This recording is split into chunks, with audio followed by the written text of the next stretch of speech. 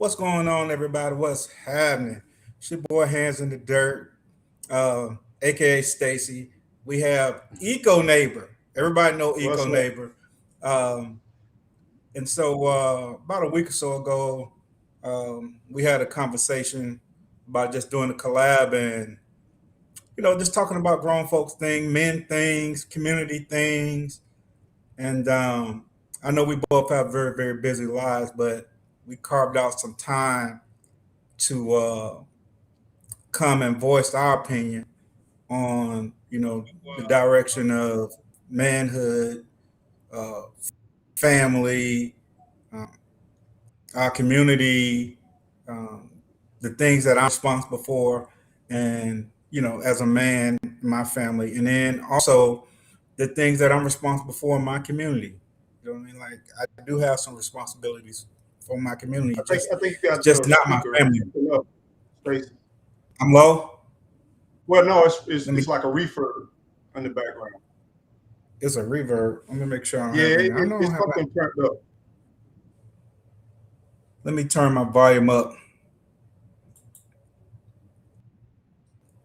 and see. I'm in my.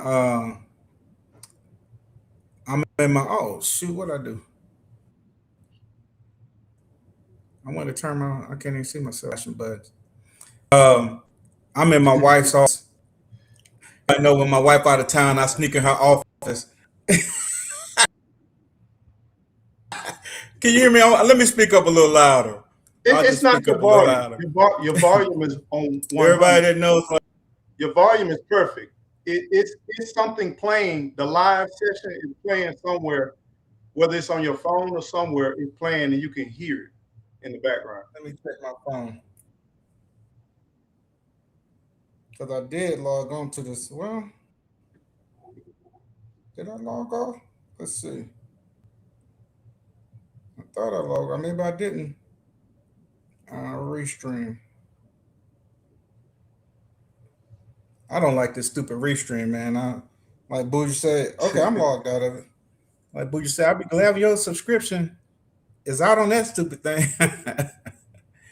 So you It's don't like that platform? still reverbing. Hold on for a second.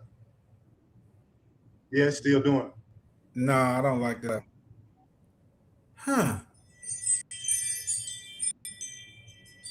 Do you I wonder have why. your do you have it playing in another on another screen on your computer? Mm-mm. No, I only got one up. Let me double check. And you don't have it running live, right?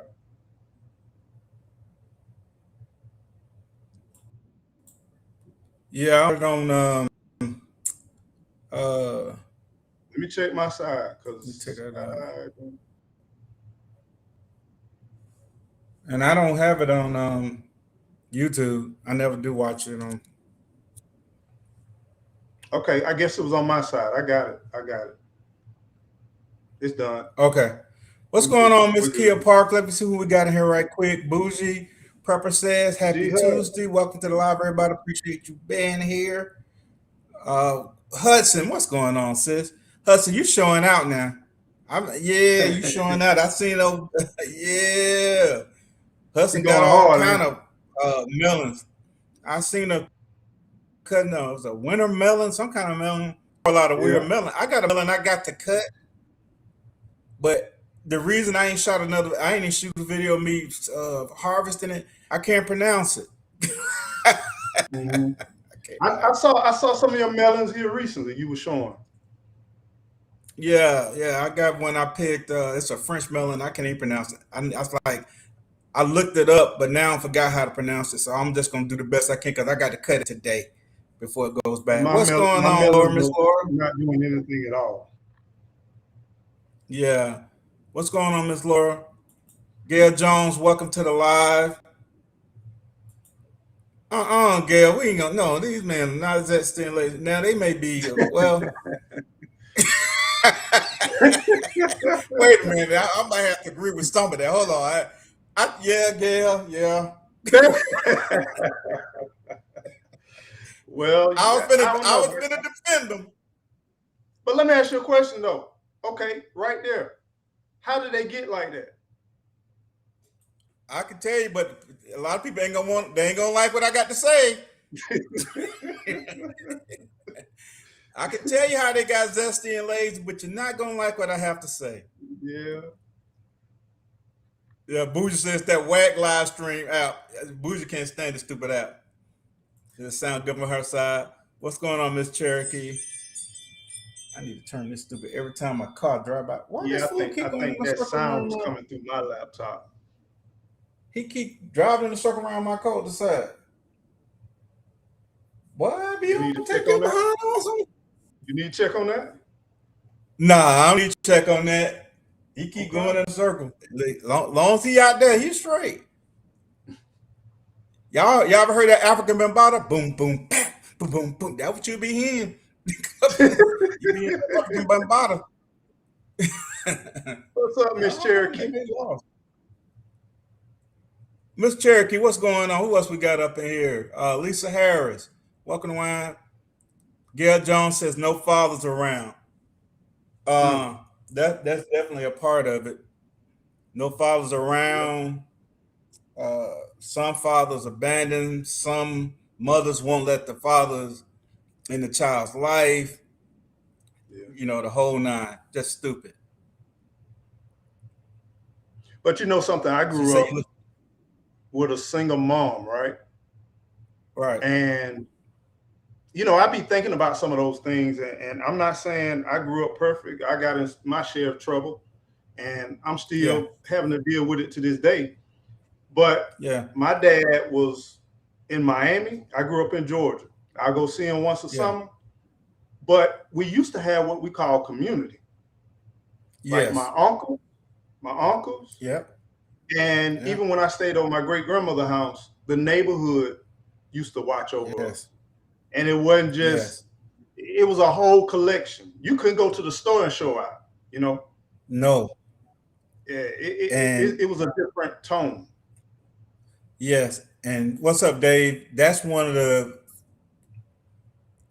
key things I think that we're missing besides two-parent households is community. Because even in a single-parent household, be it the father, like you said, we had community. You know what I'm saying? Like everybody was your auntie. You know what I mean? Yeah. Everybody was your uncle. And you had respect for them. And you definitely didn't want to get caught doing, you know, they see you doing something because you know they're going to tell your mama if they don't get you it's right gonna beat you back to the house. Yeah, the word is going to beat you back to the house. Yeah. Oh, yeah, it's going to beat you back. Yeah. Oh, yeah. You know, that was I remember just in school, you know. Yeah, elementary school. I remember, got in trouble. Teacher patted me, went to the principal office. Principal patted me, then called my parents. Then when I got home, I got disciplined. So it was like, was it worth it? The next time, was it worth it? You start counting the costs even as a young kid. Yeah. You start understanding, well, let me see. I might not want to do that. Is this worth because there's a you got cause and effect. Like now, I think, you know, when I say this, I'm not trying to throw a blanket over everybody, but I think people are trying to be that kid's friend. You know, what they call this, soft, whatever they call it, soft parenting and all that. That's, man, it has failed. You know what I'm saying? And then as a community, it's no longer fashionable either. You know, like discipline is not fashionable. It's not. Right. It's not welcome. It's not appreciated in a lot of situations. And what I mean by discipline, I don't mean like just spanking, whooping, belts, nothing like that. But I'm just saying discipline. Period. Yeah, that, you know, it's structure. You know what I'm saying? Like, you know, discipline is structure in your life, right? Okay, I get up, I brush my teeth, come whatever. That's structure. You know, I got chores, mama. I take out the trash. I go, you know what I mean? I do everything that's required of me that my mother, my parents, you know, told me these are the things that I need to do because you're building something when you're doing that with a young child. Now I ain't got to get up. I get up when I want to. I don't have no chores. Um, I ain't got to take trash out. You better not ask me to take nothing out. Then by the time they get 10, 11, uh, whatever age, you can't tell them nothing then because you don't let them get away with it and do everything that they wanted to do without any consequences. So a lot of times we create these little monsters. Yeah. We create them. And then, my on children. top of that, okay, I'm sorry. Go ahead. Go ahead. No, go ahead. No, I'm just saying. On top of that, think about our kids, man. They get inundated with so much stuff that they shouldn't even be privy to. They shouldn't even be able to get access to. A lot of the programming, a lot of the social media, a lot of it's just negative, bad, like actions, and that you used to couldn't even get access to. No, that's another thing. They don't even have a chance to be a child. You know what I'm saying? Because, they got cell phones and all this, and a lot of the parents letting them listen to anything and everything, and their childhood as what I saw a video this morning. Actually, it was a video, and it was a living room, and it had kids all over the living room sleep. They had pallets on the floor, kids all on the floor on the pallet sleep, kids on the sofa sleep, everybody knocked out, and it just reminded me of how it used to be when I was a kid with my cousin them and my friends, and everybody would spend the night, and we making pallets on the floor and the sofa and the leg on this. You got your leg over his head and arm over here, and I'm just looking at these kids just laid all out like that, and it just brought a big smile to my face because I'm like, oh man, whoever those children are, they just don't know, man. That's gonna be like cherished childhood memories. They wake up, mama and them or grandmama, whoever it is in that kitchen, cooking for y'all finna get these good hot grits. Y'all gonna get this good food, and then y'all gonna take your bath, go outside and play, whatever it is. But you got all your family there. All of that. Yeah, it's memories. I mean, still to this day, I remember as a child over Big Mama house. Yeah, where all my cousins, all my they were my family. They were my friends. We fought together, we played together, we did everything together. Yeah. That's true. Now Big Mama 25. Big Mama 25, yeah. Now Big Mama and got them little shorts on and got the whole Big Mama got them. Yeah, Big Mama 25, man. But Big Mama outside, man. The crazy thing is, Big Dad is still 60 and 50 years old. Yeah, he's still old. He can't. Yeah, they old. Yeah. It's a totally different world. The kids say, she outside. Yeah. She outside. Ain't nothing you It's so crazy, man. To me, I think we had our time. You know what I mean? Like, I ain't saying you just go on the rocket porch and but I'm saying, like, let the kids have their time. You know what I mean? Yeah. I had to tell that to a buddy of mine. I coached youth sport for a long time, and we were grown. We might have been in our 30s. And he was like, yeah, man, my job, they got a flag football team. And, man, Brooks, I said, nah. My days of playing flag football and, football and all that, I'm watching my children now. It's their time. We had our time. Yeah. You know what I'm saying? I'm like, I ain't going out there fooling with that, man. I need my job. I need, you know what I'm saying? I need my paycheck. What'd he do? Go out there and toe his knee up. And you know what? It take a long time to heal. Yeah, I told your stupid butt. He called me, yeah, man. They don't took me off the job, man. What happened? Man, I don't mess my knee up out there playing football. And, I said, see, I told you, man. Yeah, and then when we was kids, yeah, you was him. You know what I mean? But nah, let them children. It's our time to go watch our kids do it. That's it. You know what I'm saying? That's it. We don't have nothing else to prove. Not saying that we don't got too old for it, but it's their time now. Our Yeah, glory that's days is that's where behind the us. wisdom kick in at. Right. I want to go see my son play. I want to coach my sons. I don't want to play. You know what I'm saying? Well, let me I ask don't you a want to question play. though. Let me ask you a question about along that term. When you grew up, was your father or someone there when you played sports and everything? Yes. Um, my father would come when he could. My father didn't stay in the same city as me. He stayed like an hour away. Okay, But my family members, members of my family, moms, auntie, you know what I'm saying, they're like very supportive of whatever it is that we've done. My dad was a high school football star, and gotcha. he loved. Oh man, I go soon as I get to my dad. You know, him and me and my brother out in the front yard, helmet pass on. You know, Yeah, yeah, yeah. I know what's up. Yeah, so and, he and he so loved so that.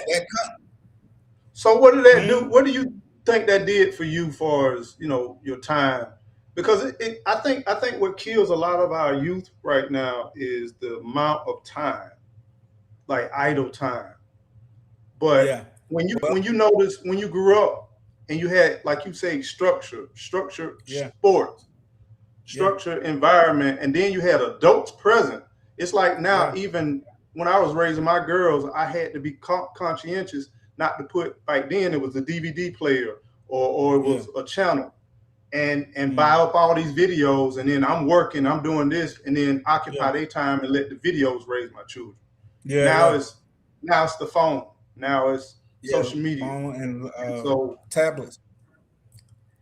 so Yeah, what you you got think to keep is them busy. Like my children, my girls, my boys, I always had them in something. Now, I didn't make them play anything, you know what I'm mm-hmm. saying? But if you came to me and said, Dad, I want to play football, and I went there and I gave them fuck my money, you know what I'm saying? Ain't no quitting. You know what I'm You're gonna saying? play. So, Yeah, you're gonna yeah, play. my daughters, they wanted to take dance and tumbling and all these the cheer and all these times. So they did that, ran, all of them ran track. It was just like one extracurricular activity into the next, as long as their grades were where they're supposed to be. Yeah. So we kept them busy because that idle time is when these kids are getting in trouble. I coached for almost 9 years, might be 9 years. I saw what you're talking about, where these kids' parents didn't even come to their games. I had a boy, um, they didn't even want to bring him to practice. You know what I'm saying? Like they would call me, be like, "Hey, coach, could you come?" I'm like, okay." You know what I mean? So it was like a few of them like that that I had to go pick up um, to take the practice, and they only came to like a few of their games. Yeah. And this But right here, these were I can white remember. and black. These were white and Yeah, black parents like doing this. It wasn't just one race. It was crazy. I remember when I played like football, rec ball, and all that. I Yeah, remember there were two coaches, Coach Miller and Coach Boone, and both of them had old trucks, and they would go around and pick up yeah, a lot of the kids. And if you took a yeah, survey of all those kids that was riding most of the time, they were single yeah. parent household. That's what I meant by that Yes, community again. You know what I'm yeah. saying? But those people those I men saw that had a to be lot when I was available. coaching. I saw that a lot. It was Yeah. though because yeah,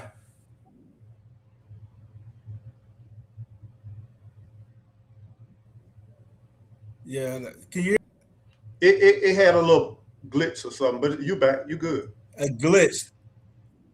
Yeah. Yeah, it was like I man. hate this daggone. I hate this T-Mobile, bro. I ain't gonna tell you. No, I hate this man. Like when we moved down here, they don't have the uh, courier that I use for my cell phone and for my internet. They don't have it here. you So in the woods? I hate. Hmm. Are you in the woods? No, I'm not in the woods. No. Mm-mm. Expressway right over So there. you I'm not in the you're in woods. the It's city. just Okay.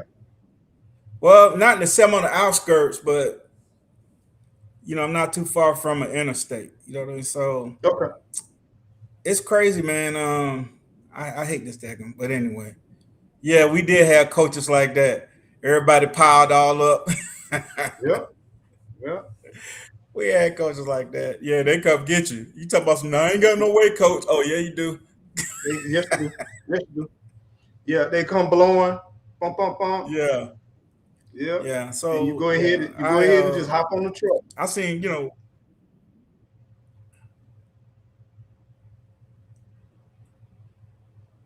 what is going on with this thing. But one thing, when I coached, they had this piece of paper. I guess it was some kind of, the way parents had to behave themselves. They had to sign this stuff. But I would tell the parents, when I got them, I'm gonna treat them like they mine. You know what I'm saying? Mm. When I give them back to you, I don't do it. Yo, But yeah. when I got them, yeah, they getting they get treated like they mine.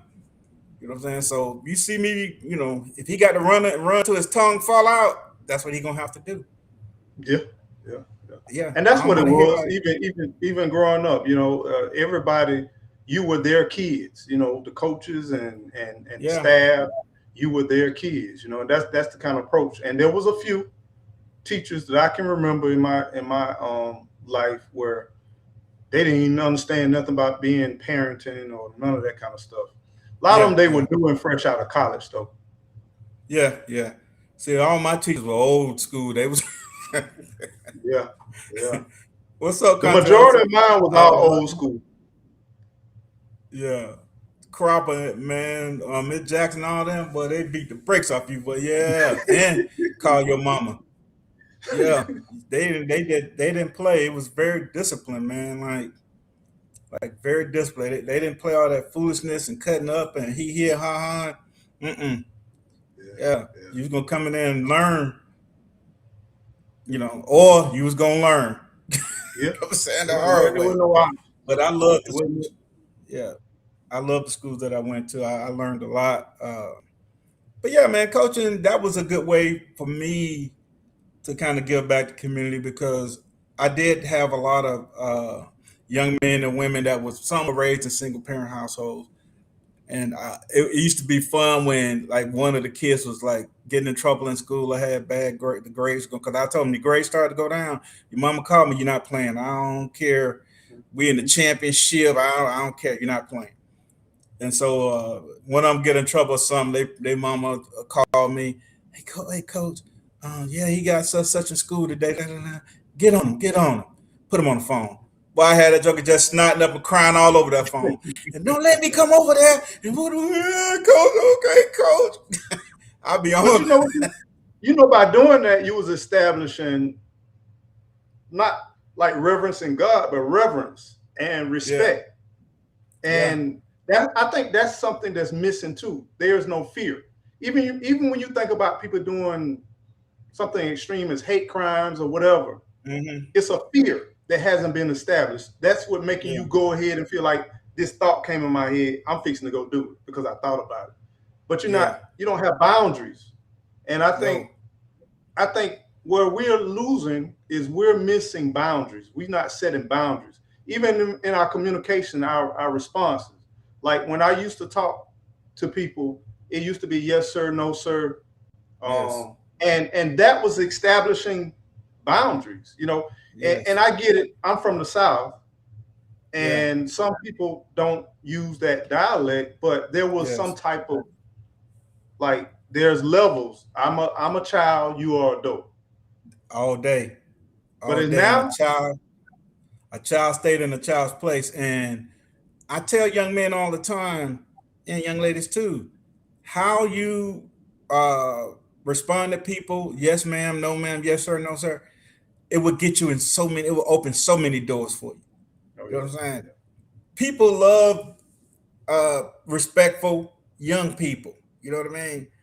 When you're respectable, people people let their guards down a little bit for you. Yeah. Well, yes, ma'am. And, And yeah. especially these days, somebody throwing yes, ma'am, yes, sir. You be looking at them like you want to What? go over there and let me check this boy wrist, make sure. But some Shoot. people come from that, that yes, ma'am. And Yeah. I just think even as grandparents, we need to try to instill it into our grandchildren. You know what I mean? Yeah. Like we need to try our best to instill that into our grandchildren, whether our kids try to instill it into them or not. But when they come over Papa house, it's gonna be yes sir, no ma'am, and anywhere in front of me. You know what I mean? And that's just what it is. But you're right, sense of community. And one thing I was talking to Eco before we came up, and I'm not sure if a lot of people are aware of right, manners. Yeah, manners can open up doors for you, go a long way. You know what I'm saying? You make it intertwines with community. Yes. You know, we gotta live together, right? We gotta exist together. And when you have mutual respect for one another, it's a commonality that if everybody does that, it creates a community that works with each other instead of being on these islands and isolated, you know, and you don't you feel more open and free to interact and approach because they know at the least you're gonna try to respect me one way or the other. Yeah. Whether we agree or disagree, the respect has to always be there. And that's something too. Conflict resolution is gone. Yeah. Like it's straight from 0 to 100. It's 0 to pow. You know what I mean? Like right. It's done. I'm not gonna argue with you. I'm not gonna me either. You. I'm finna get on my way. Okay, yes, sir. I already see where this gonna go because I know you play with me. Yeah, so I'm finna go ahead and try to remove myself from the situation. Yeah, I'm gonna try to remove myself, and I'm gonna tell you what get a lot of people put in the ground. Y'all ain't gonna like me for this. Okay. All right. Is when a man is with his woman and he's trying to remove you and him from that situation, and that female jumps in and start mouthing. See, now when he responds, whoever you having this disagreement with responds to her, it has escalated now. Yeah, intensified, definitely. Yeah, because see, it could have been y'all two men going back and forth. He trying to save face, you trying to save face, you just trying to make it to the car, going about y'all business. Then Bonquisha throw her 2 cents in. So now let me play not devil's advocate. Let me give a different perspective. Where this all started. All this started, you got to go back where men quit being men. Right. Like the women in a lot of cases stepped up. They've been the mother, fathers. They've been anytime their kids get into something, they've been keeping the household, been protection. They've been all of that. And what it done, it has built this inner strength to be like, I got to fix this situation. And if they've been spending all their life defending for them and their kids, they got them now, their testosterone levels are higher than normal. And so we got to get back well, that's the thing. It's like some people been more independent than they've been in relationships. That's true. And so there's a process that they have to get to the part where now that man, and that's the thing, we don't really want to work for nothing no more. We just want to cut the light on, cut the light off. We want to put it in the microwave, put it in an air fryer, and be done. Yeah. But you look at relationships that's been 30, 40, 50 years, you ain't willing to go through all that. You just want all the pretty stuff. And so it's funny. I agree with a lot what you're saying, but I just also have to say from their perspective, even though I'm not a woman, but I just observe. Yeah. Because I'm always asking, why did this happen? What happened? What made this escalate? She getting involved because she said, I'm with you, but it's men. When there's 2 men going, it's 2 men. But we done blurred the lines and roles, though. See, one of the issues is, as a man to man, we know anytime there's 2 men in a room, there's a high potential for, even if that ain't even the mood. You know what I'm saying? There's a high potential for violence with 2 men. You know what I'm saying? That's why a lot of fights don't happen, and a lot of all this stuff doesn't happen because men know that this could escalate between two men. Most times Same thing, between just like animals, just like just animals. like it's an animal instinct between Yeah, men. yeah, Most times, now most time, not all the time, most times when a woman interjects with a man, she can get all in a man's face, do all kind of crazy stuff that another man could never do. correct. You know what I'm saying? He going some guys now, I ain't saying all, some don't have no restraint. You know what I'm saying? But some men, they're gonna have some type of restraint because he knows he's a stronger vessel. You know what I mean?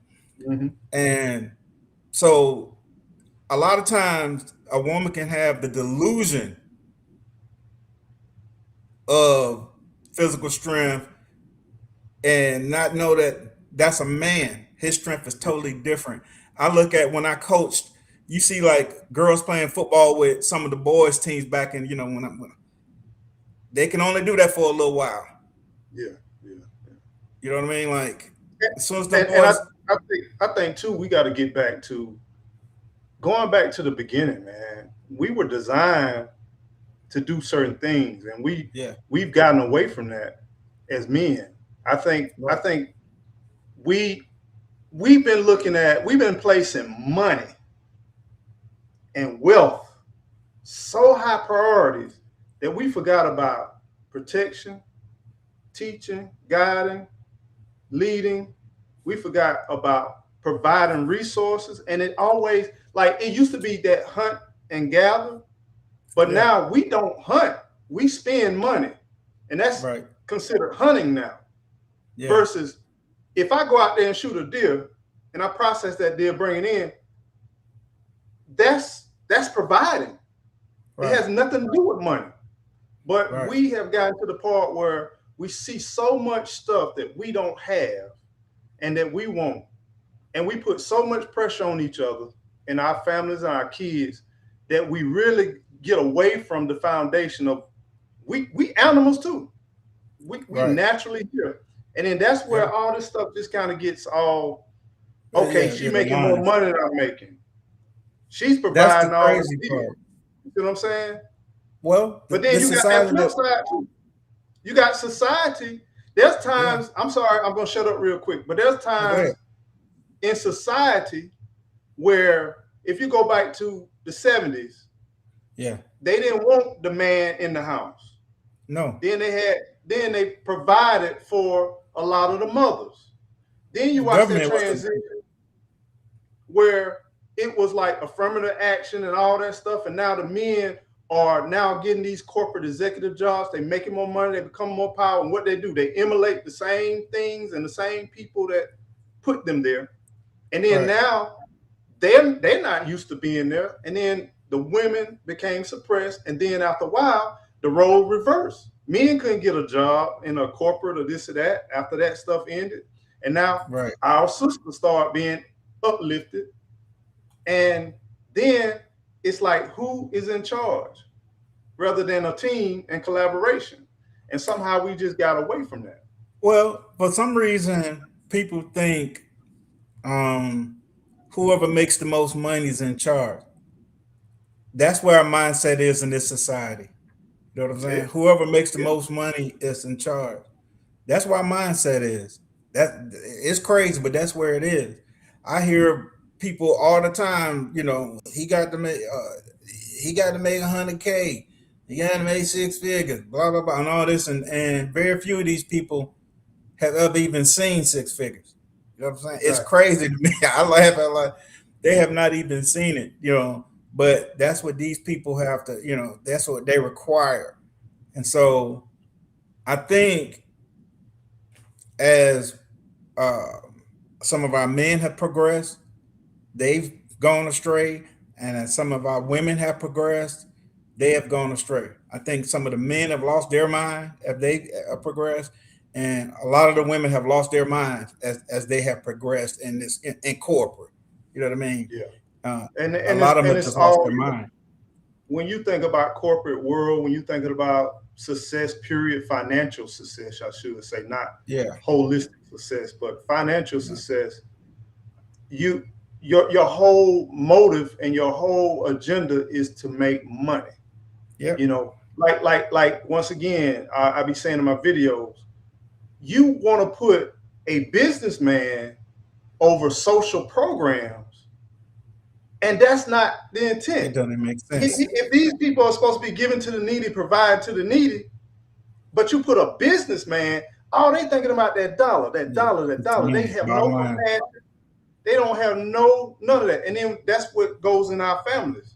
If you spending, it's 24 hours in a day, you spending 12 and 15 hours for that money. Yeah. Other stuff gonna crumble. It's just gonna crumble.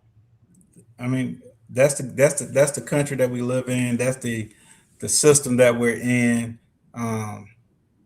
You're gonna work. So when I lived in Europe, you see a big difference in the way that work-life balance is totally different. You know what I mean? Like it's totally different. You know what I mean? How so? Like we work 24 fingers to the bone. You know what I'm saying? Like all that's 24/7. In Europe, they don't work like that. You know what I'm saying? Not saying that people don't have. I don't even know. I'm not sure if they got a 40-hour work week. They probably do. But what I'm saying is, I just never seen it. You know what I'm saying? And even my friends that I have there, they don't work, and you know the kids go home at lunchtime. You know what I mean? Like they don't eat lunch at school. You know what I'm saying? So Yeah. you know the kids at lunchtime they walk home, eat, go back to school. You know what I'm saying?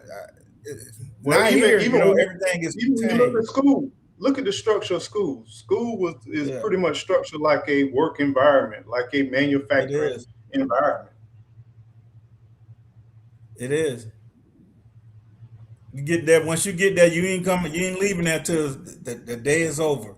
But The it was shift just is totally over. different, and that threw me off because I used to see them kids. I'm like, what they doing out of school? I'm like, I remember those. Yeah, I remember that. And the homeschoolers, like I didn't even know that was a thing until I had kids, you know. And yeah, then now yeah, I'm like, oh, that's why they would be at certain places in the middle of the day and doing yeah, this in the yeah, park and all of that. Yeah. uh-huh, yeah, yeah. One of my neighbors from where I just moved from, I think their youngest two sons were homeschooled. You know, they were homeschooled. Uh, I would talk to them here and there. Then you know, I might see them out in the yard. They were a little socially awkward, just a little bit. Yeah. You know what I'm Yeah. saying? We, we, But we did they we were, did homeschool with our kids for probably about 4 or 5 years. In the yeah. beginning, we had them in regular school, and then by around middle school, high school, that's when we then say, okay, we need to bring them back into school at that time. And see, I think a combination of both is a good idea. You know what I mean? I Like, would agree. If I had to do it again, I would do it just like that. I just would have started homeschool a whole lot earlier. yeah, a combination of both. You know, at home they can get that excellent start because you're getting all that. You know what I mean? And attention and this, that, and the third. uh, they're gonna, you know, they can get that jump. So when if they do go to a regular school, private school, because my kids went to both. They went to public school. Uh, Sydney went to private school, and they went to charter schools. Okay. So they went to KIPP. Khalil went to KIPP Atlanta Collegiate. Sydney went to KIPP something Academy, and she went to Crystal Ray. I think that's how you pronounce that school, Crystal Ray. It's a private school. What state is Um, that? it's in Georgia, Oh, but okay. they got them. They got Crystal Rays all over the United. Now that school they got all over the United States. They everywhere. Um, they Not real everywhere. familiar And so, with private. and one of the cool things about Crystal Ray is uh, on Fridays, Sydney would go work at this attorney's office. You know what I'm saying? Like they had these. She would go work at this attorney's office like on so many hours on Fridays. All the Yeah. kids would go work at different corporations like on Friday, and those corporations would help pay for the tuitions. Cool, cool. My last 2 years I was in that OJT where I would work. I would go to school for half a day, and the rest of the day I would work. And Yeah. I loved it. I loved it. I would leave school at 11 o'clock every day. That was sweet. That was sweet. Out of here. Yeah. Yes, sir. So, Yes, sir. And by the time everybody get out of school, I'm just about finished with work. It was a great situation for me. yeah. Then you done made you a few little coins. You know what I'm There saying? you go. So That's what I'm saying. That's what I'm saying. I you could you put some could, gas in the car. yeah, you couldn't beat that. You couldn't beat that. But speaking of community and all like that, I was talking to Eco about this program that they got that my son was a part of. It's called 100 Black Men. Um, so me not knowing, I thought they were nationwide. Let me look them up. I thought 100 Black Men, and I'm just saying this is if you got young black men or any man, it doesn't matter. But I'm just speaking to what I have. Um, this is a good program to put your child in. Let me find it. I had it up, and then 100 Black.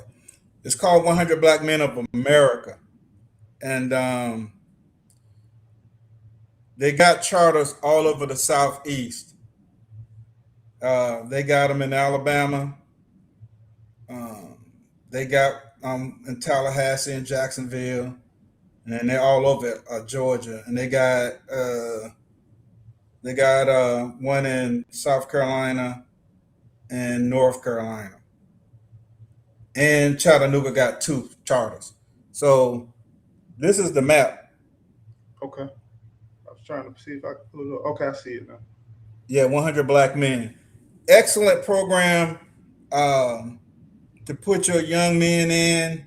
My son was a part of it. And I guess let me read about what they are.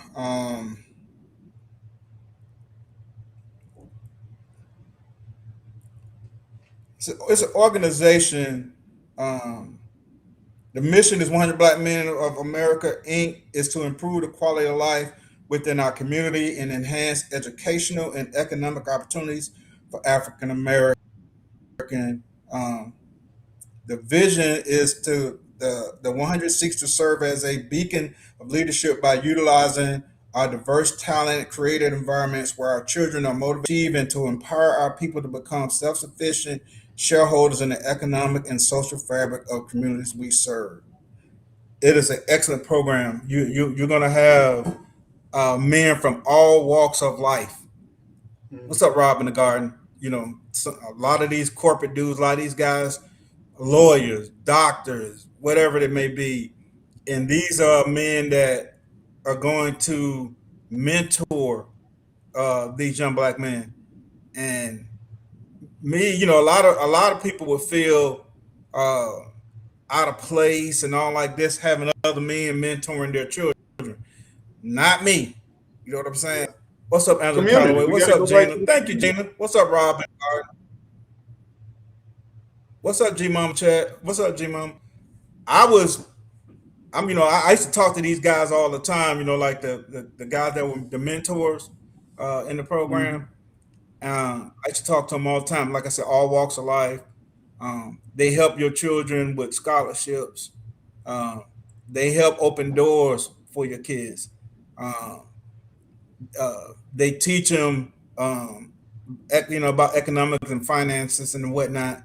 The same things that you may teach your children, but I tell people this all the time. I coached for a long time. The parents, a lot of same things that the parents was telling their kids. They didn't listen till I said it. You see what I'm saying? Your mama been beating this in your head the whole time. Your daddy. Then all of a sudden you be like, Coach, that's the same thing my daddy said. That's the same thing my mama said. It's like that. You know what I mean? So it's just like the ABCs. It's just like the ABCs. You got to keep hearing it over and over and over again. Yeah. So 100 Black Men, it's a good program. Like Khalil would have to go there like on Saturdays. He would have to go to the program, and then they had work that they had to complete. They had community service that they had to do. to finish the program. Very, very good program, 100 Black Men. So your granddaughter's in a private school. Okay. Cherokee. We have 100 Black Men program out here in Los Angeles. And okay, cool. Cool. I just looked up, they just showed the Southeast. But they do have where you can put your zip code in there, and you put your zip code, it'll pop up. I think that's probably why mine popped up in the Southeast, because it was a zip code in there. But yeah, so it's an excellent program, man. It's an excellent program. Is it going to solve everything in our career? No. Will it help young Black men to get some direction, to see excellence? You know what I mean? Besides, listening to their parents, or because a lot of these young men, their parents are professionals and whatnot, but they don't listen. just like the main don't listen. Just like preaching daughter don't listen. Yep, you got it. Same thing. So it doesn't have anything to do with your economic prowess, like where you come. It doesn't matter. But these kids come from all walks of life. But it's an excellent program, man. I really appreciate everything they did for my son when he was in it. They teach proper business attire. You know what I'm saying? Like, some people don't know. I worked in management. I know 30-something plus years. I don't see all kind of foolishness. You know what I'm saying? So, yeah. And Ross, we got to start somewhere. One of those things that I like that you brought out, and this is something that it hurts my heart, because in the state of Florida for years, I've been doing a lot of community work throughout the state. And one of the biggest things when I do mentoring is that you got emotions and you got communication. I think some of the biggest challenges are not our intellect, not our ability to think, but our ability to effectively communicate what we feel and what we believe.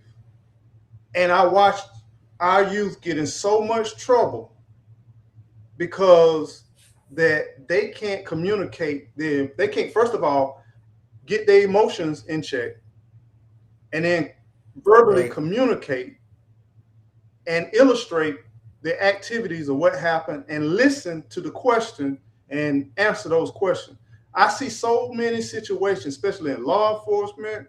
I asked my homeboy, asked the lawman, all of them, they when they arrive, they're level 1,000. They're not communicating. They're not saying anything where people can make sense.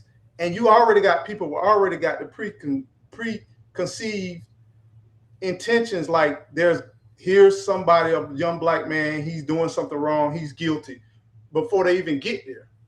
And so I watch so many people, even when I did training and teaching in the prison system, I would teach the guys how to effectively communicate, how to diffuse situations with this right here. Use your intellect, because they're intelligent without a doubt, but they're not verbally communicating. So a lot of things like sports, football, and stuff like that, some of y'all need to be in Toastmasters. Some of y'all need to be doing public speaking to kind of blend some of your athletic skills with some of your vocabulary skills in your communication skills. Because a lot of our youth could rise so much higher if they could effectively communicate to a broader audience. So we got I can't pronounce this, Sig Anna 11. So I'm 19 out of high school in barber school, and I feel lost. Do you have anybody? Listen, you're 19, you're in barber school, you're already doing something for your future. What you feel, I'm just telling you, what you feel, every man feels. That's it. I think it's more pressure. I think it's more pressure on you guys because you got social media. So you feel like you got to do what this person is doing. No, listen, it's steps in life, man. Everything is a step. You taking a step in the right direction for your future, becoming a barber. You know what I'm saying? Once you get your barbering license and you start doing your little barber thing, don't stop. Say, well, you know what? Yeah. Let me go back and get my HVAC. Yeah, let me learn how to fix these air conditioners as well. That's something else you can do on the side, make money. Since you want to work with your hands, that's a good thing. You serve in the community, but it takes time. You're gonna feel lost. You're gonna feel like I remember one time, man, I had some stuff going on in my life. My uncle,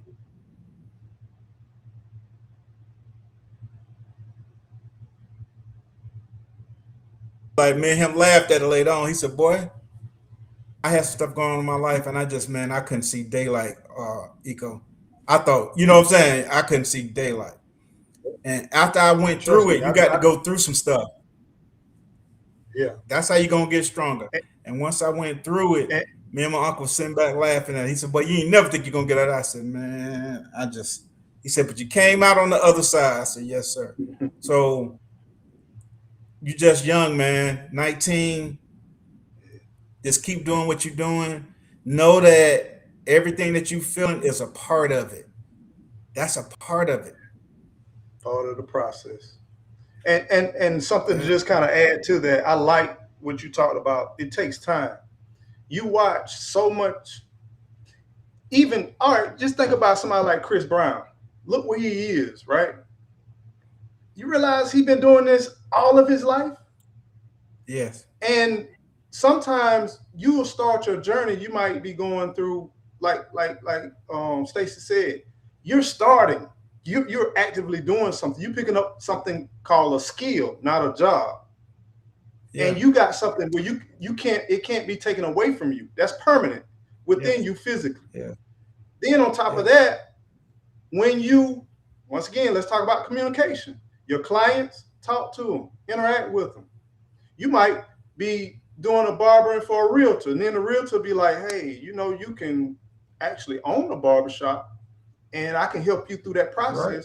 And now other barbers could be working for you. You never know where this road takes you to. And like you said, it could be HVAC. One of your clients could be doing HVAC. You interact and you talking, it's going to generate ideas. You already are intelligent because you're already at 19 getting that skill in. And then no matter when you're 50, 60 years old, you can still eat off that skill. So you're on the right track. Life is about having fun and enjoying it, but moving forward every single day. You want to continue to grow every single day. You got to move. Mr. Bama said patience and trust in yourself helps. Yes, sir. It's going to be, So unfortunately, at the time, you've born in an era where ain't no patience. Everything is instant. You know what I mean? They want instant gratification, instant everything. You know what I'm saying? We used to have to wait for the grits to get cooked. You know what I'm saying? They had to stir them things. Now you can put the grits in the microwave for 30 seconds. You know what I'm saying? So, but you're going in the right direction, like Eco said. Your clients, once you start getting clients, hey, ask them what they do. Oh, you do HVAC? Oh man, I would love to learn that. You for real, man? Yeah, man. I want to learn, keep borrowing, but I want to learn something else. Oh man, you can come work with me, blah, blah, blah, blah. Go learn it. That's it. Go learn. Try as much as you possibly can while you don't have any responsibilities. And you can learn what you do like and what you don't like. What you don't like. Yeah, because everything ain't gonna stick. Nope. And young man, know this. You're gonna have in order for you to be successful in life, you are gonna have to fail. You're gonna have to fail, man. Yeah. In order for you to be successful, ain't nobody that's a big millionaire.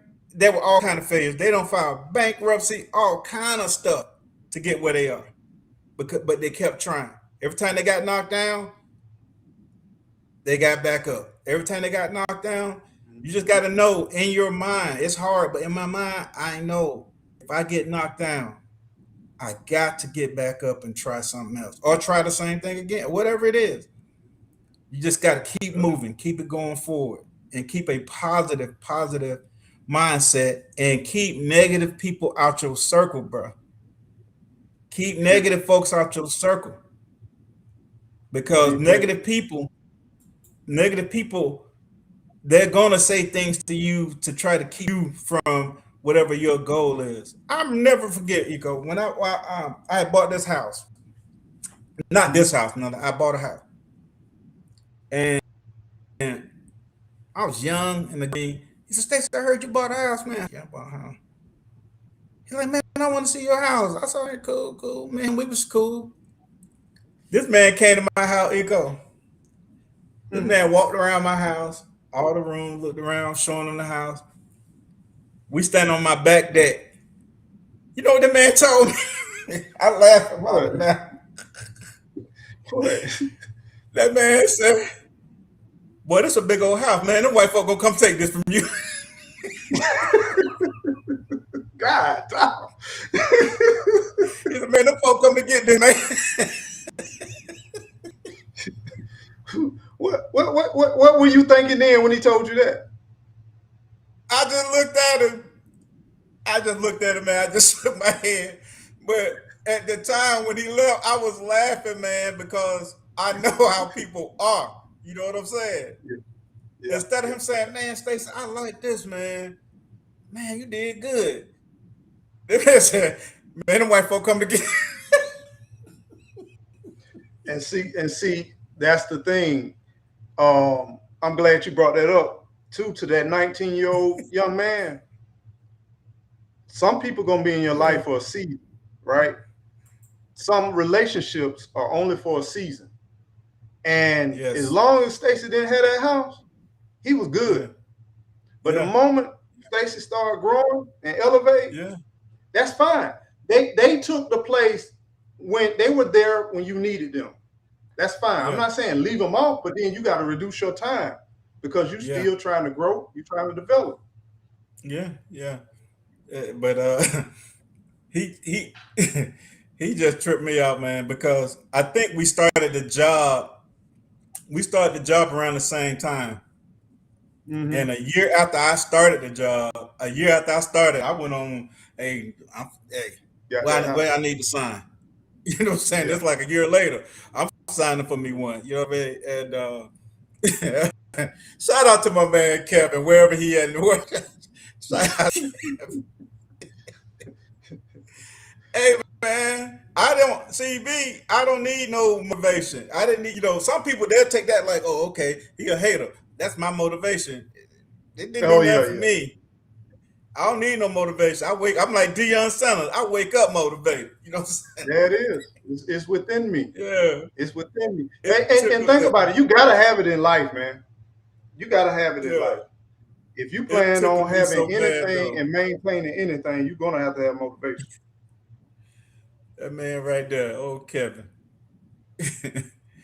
But yeah, so they do have 100 Black Men. So I'm just putting that out there because a lot of people may not know about these programs that they can put their grandkids in and their young men. I think it's an age requirement. I think they got to be at least a teenager or something, if I can remember it right.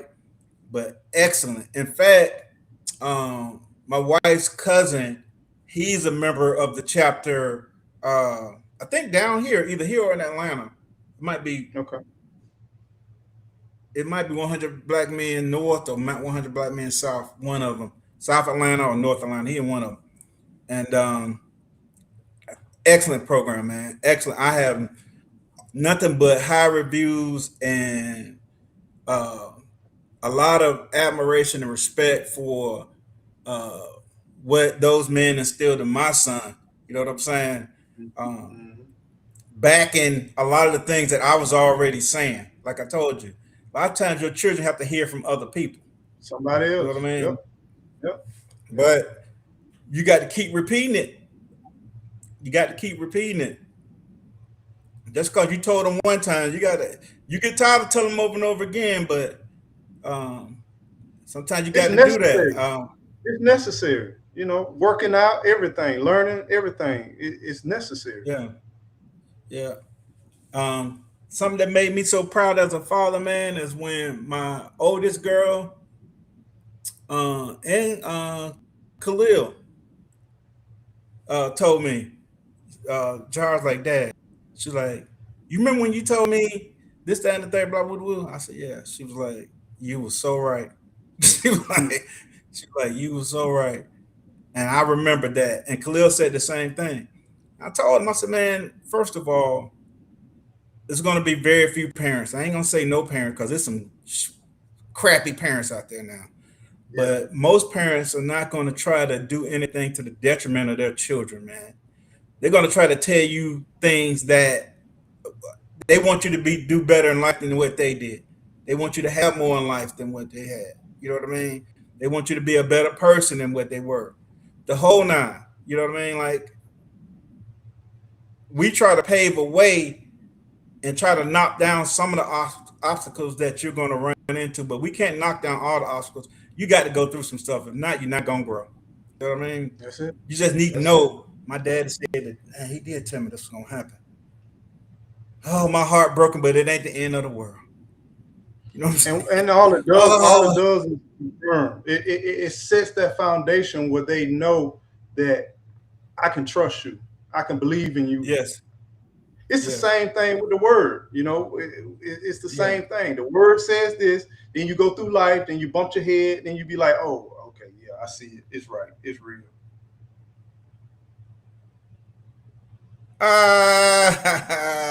Look at Rob in the garden put up there. Show you this book I have sitting on the shelf. What? Oh, man, I appreciate that. Oh, man, that's what's up, man. I appreciate that. Much love to you, man. Cultivating your purpose, man. You know what I'm saying? Eco, speak to your book, man. So I have a book out there, y'all. Cultivating Your Purpose. Matter of fact, since you asking me, let me go grab me a copy real quick. Hold on. Okay. Yeah, we all about, hey, man, pop your collar. You hear me? So this is 100 Black Men. G Mama's put up. Excellent, man. If you can get your son, grandson, or whatever it is, niece, your nephew, try to get their parents to get them into this program, it's well worth it, man. It's well worth it. And they help them to get scholarships, and they give out scholarships as well. So it's very, very good program. Very, very good program. Okay, Rob is back. There it is. So this is my book that I did. This was a self-guided workbook. I was trying to figure out in life, one of them things where, things ain't been taught to you. Why am I here? What's my purpose? And I kept, I read the word, the read, like for God said, I am. And I'm like, what am I? What's my function? What's my duty? So what I was doing, I was jotting down different things and activities. And this workbook is short, it's brief, easy to read, direct. And it's a workbook. It's an interactive workbook with learning your purpose. And hopefully at the end of it, when you get to the end, you'll realize your purpose. My purpose is to cultivate, right? So cultivate means take whatever you have and mix it together and make it a little bit better. And what that did, it made me understand why every time I get this job, it's a bad job. Why every time I get in a situation, it's a bad situation. And I was looking at life like downward, like it was me. But then I realized I was placed there for a purpose. So now I look for those things like, okay, now I know something not right and this don't look that good. Let's find out what's going on. And then I watch my career, I watch my relationships, I watch everything. And even my perspective was totally different now. I wasn't like, why me, this and that. It made it so much easier for me to navigate in life and step up to the plate. Because every time I was running away from situations, I should have been running it too. Because I was designed to do that. Yeah, I was That's what designed you to do designed that. to do. And a lot of people don't. Y'all can get it on Amazon too. You Y'all can pick it up on Amazon. on Amazon. One thing what you said is a lot of people don't understand that. They don't understand sometimes you're placed in that diversity. Yes. You know what I'm saying? Yes. And you're placed there for a reason. You know what I mean? So I don't have been in some man. I don't even want to. Yeah. Yeah. Like for real? You know how you go? You're like, man, for real? Yeah. Like story of my life. Yeah. But I came out stronger on the other side. You know what I mean? You know, like you said, God says, I am. That's it. That and I am is a complete. That's a complete sentence. Period. Yes, I mean, there's nothing there. And then this is the thing. Who is greater this than me? This is the thing. We all are slices and pieces of. We all are slices and pieces of God, and we all are given gifts in this life. And the quicker we learn some of our gifts, like some people we listeners, some people we always help one another. You know, you always find yourself people that are gifted with helping people. They always find, and people are always that's hurting are attracted to them. And they'd be like, oh, why I keep running to people that so distressed? You start looking at yourself, you be like, oh, this is what, and anybody, like you say, anybody could try to do what they do, but when they do it, it's solidified. Yeah. And it's no questions asked. Yes. Yeah. Yeah. You'll know. Appreciate that, man. With a lot of it, your purpose be right in front of you, but you don't see it. Because sometimes it may be irritating to you. Like, dang, man, they always calling me. Call somebody else. I don't even feel like it. But what you do? Yeah, but you get up and do it. Yeah, I got to do it in the morning. Early in the morning, I got to drive way up the road, man.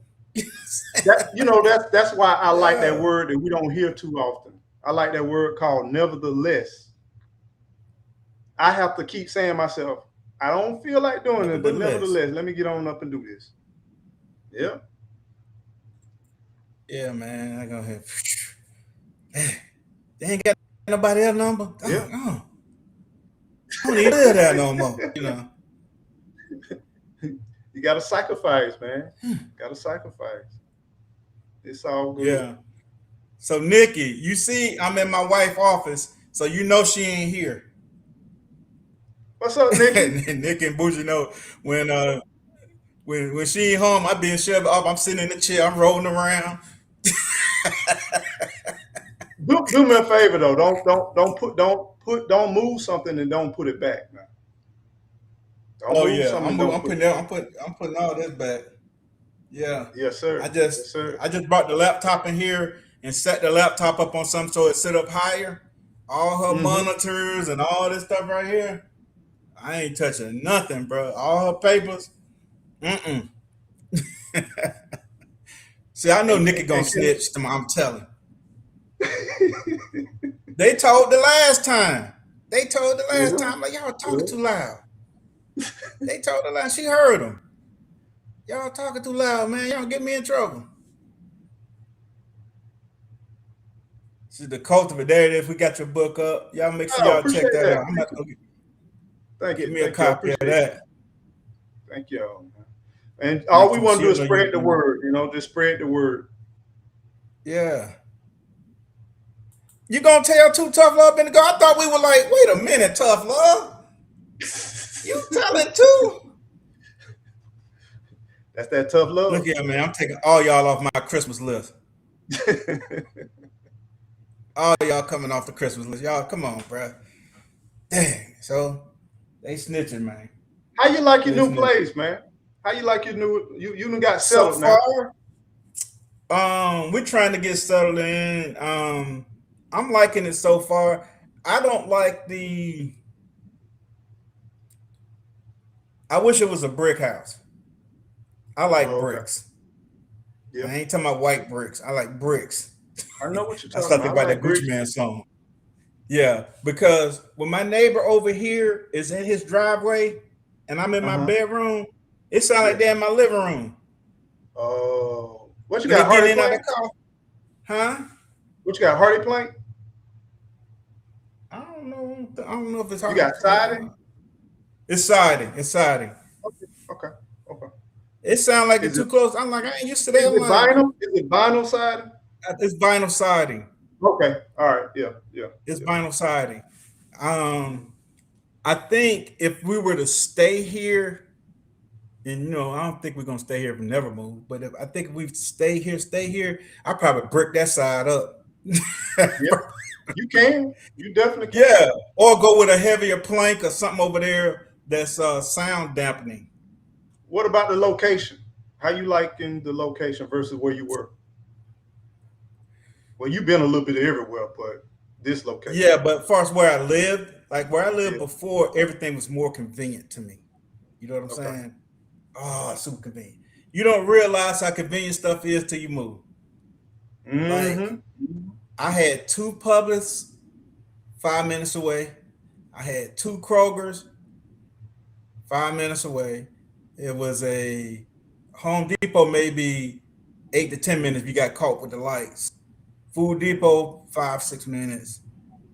All this stuff was You like was really, you was really in the car. close. Oh, Yeah, you was in the car. Aldi, Yeah. 5 minutes up the road. Everything Yeah. I was just in a good spot, bro. You know what I mean? Like in Yeah. a good spot.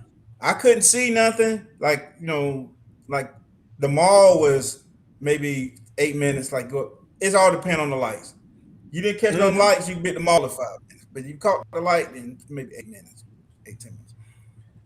Here, I have a Kroger near me,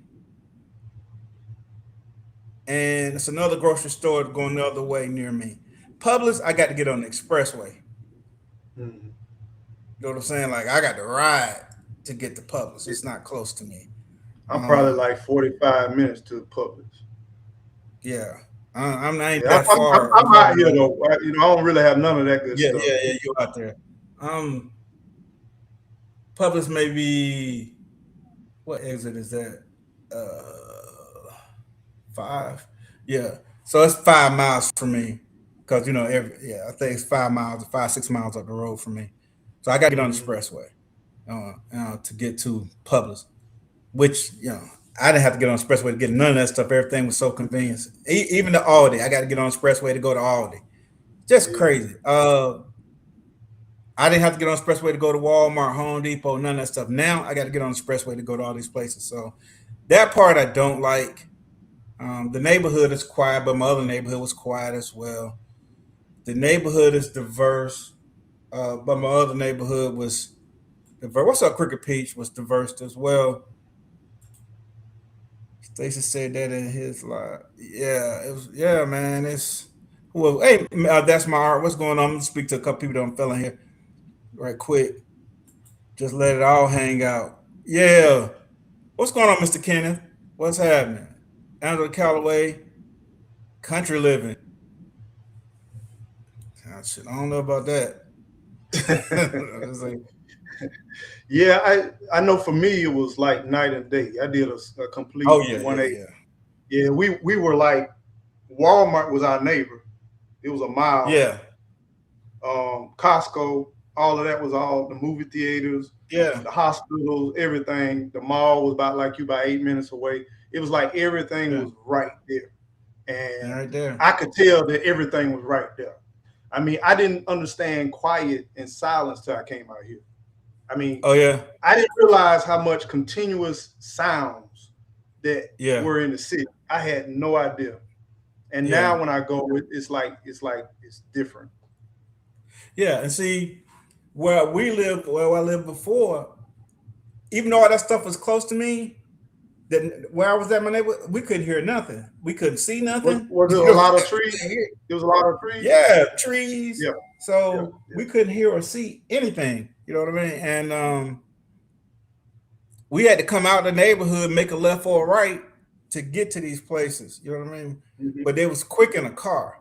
Then once we got to them places, oh yeah, you close to Highway 5 and Chapel Hill Road, then you can hear all that. But once you got back home, nah. It was like another world. Here, even though this is quiet, I still hear more road noise here because I'm closer to a main road than I was at the other place, house. The other house really wasn't a main road. It was a strip where people had to go if they stayed on that. But it wasn't like here. People get off get off their exit and they have to go past here to go wherever they that way. So it's a little bit more car traffic than before. But it's still quiet, man. Ain't nothing to my. I didn't even know it was no kids staying next door to me. I didn't know that was some children next door. I never seen them. You know what I'm saying? Then the one day I seen a little boy. You Central Georgia, right? Or Southern? Huh? You South Georgia or Central? You South or Central Georgia? Central. I'm Central. I'm in Central Georgia. Yeah, I ain't know no children. I seen a little boy one day. What's up, Odoms? Yeah, Central Georgia is growing like crazy. Was like, oh yeah, it's two. It's growing like crazy. I remember we lived in Central Georgia. I'm trying to remember. I want to say it's Centerville or something like that. We lived in Centerville, and now I go up there. I don't even recognize it because one of my best friends, he's on the south end, almost one of Robinish of Macon, and it's like I don't even recognize. I get turned around because when we were there back in, I would say the late 2000s, 2008, 9, it's totally different now. Yeah. I go through Centerville sometimes. I drive through there when I'm going to certain places. I go through there. Like being from the city, man, I had never heard of none of these places. You know what I'm saying? Except for where I heard of that. But all this other stuff, no, bro. Like, what is this? I ain't never heard of this. Kathleen. Yeah, I'm like, what the hell? Kathleen, what the hell is that? But Hawkinsville and all this. Yeah. Roberta. Like, I had never heard none of this stuff, man. What's up, Odoms? Who was it? Mr. Wilkinson, what's up, Kenneth? GT Jr. Niggas say these kids don't go outside. They don't, because I didn't know they had no children. And they ain't been outside the whole summer. Wow. My wife window sit right here, so she's facing to her right. She's facing the cul-de-sac, so she see them when they going out to school. I happen to see them when they coming back in. I was like, oh, it's a kid stay right here.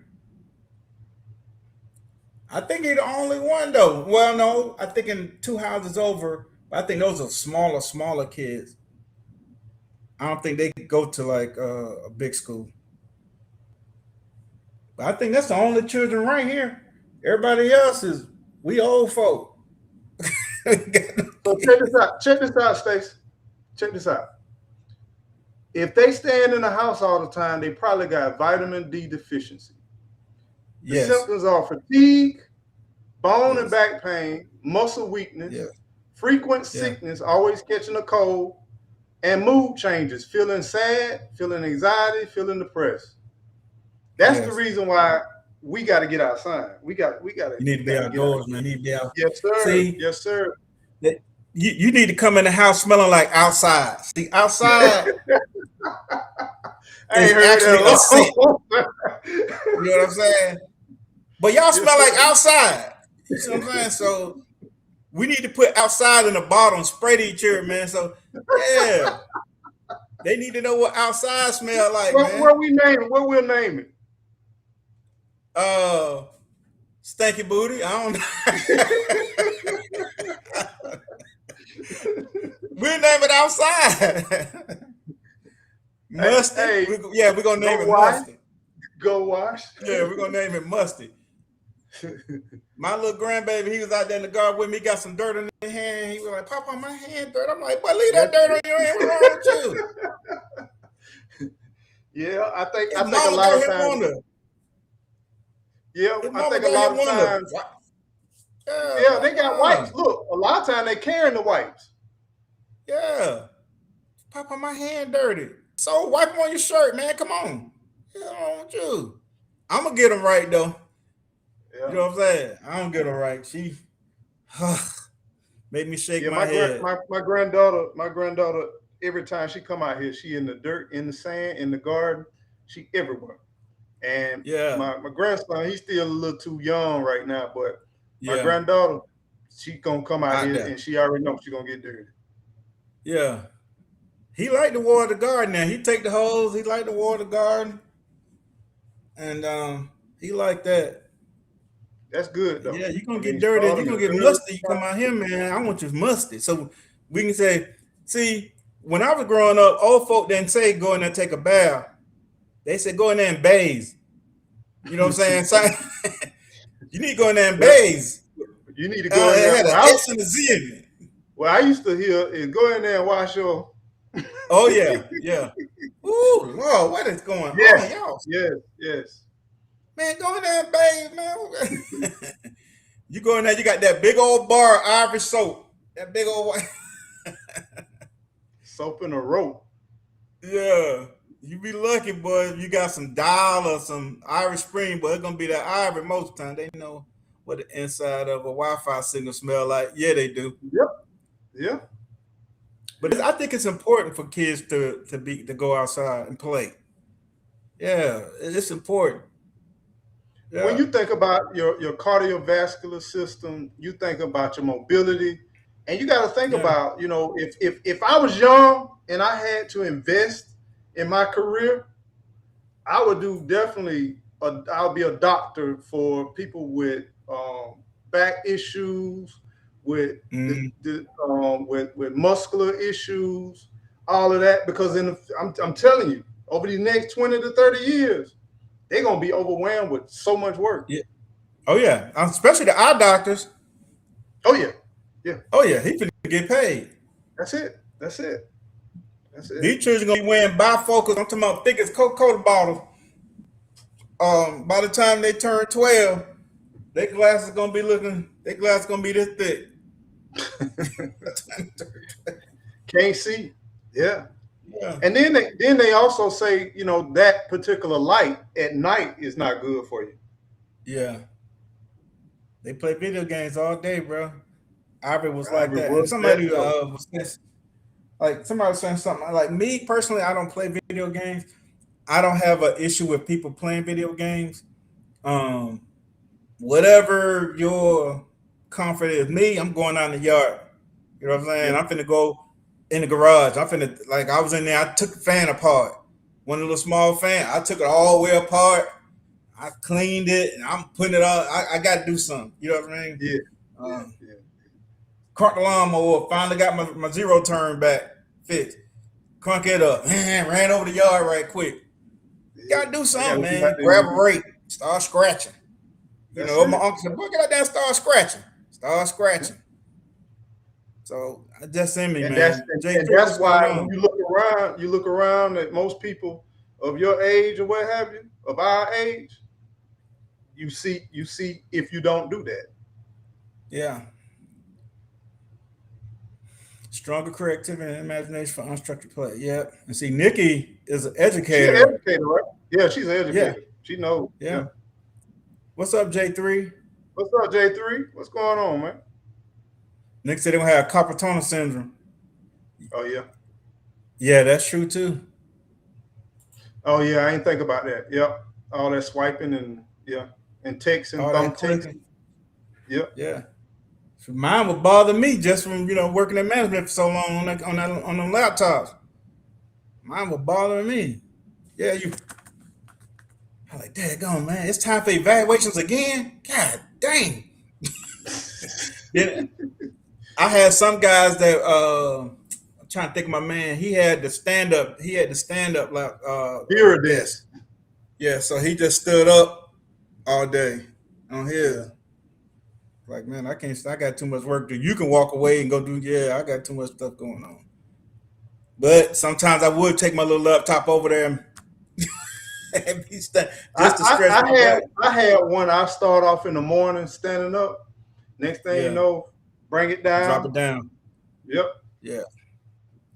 Yeah. It depends too, like how much I got to concentrate on what I'm doing, like how intricate is what I'm doing.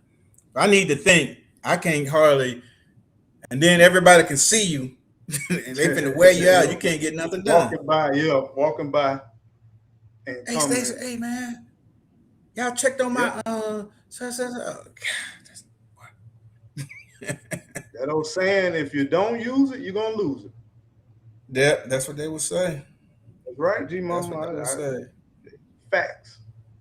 But yeah, I think just putting out that information about 100 Black Men, I think that's a way. A lot of people may not even know what it is. You see advertisement every blue, purple moon. You might see an advertisement for, but they don't advertise like that. So a lot of people may not know about it.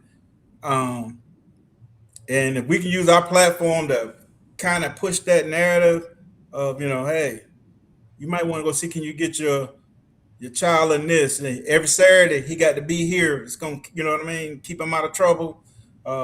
It's gonna Yeah, teach him. I'm definitely gonna check out our Tallahassee chapter here.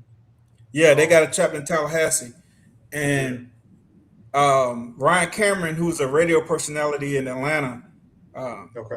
he had something for females, and my daughter Sydney was a part of that. They had something for the girls as well, and Sydney was a part of that. I used to have to take her there on Saturday mornings and stuff and whatnot.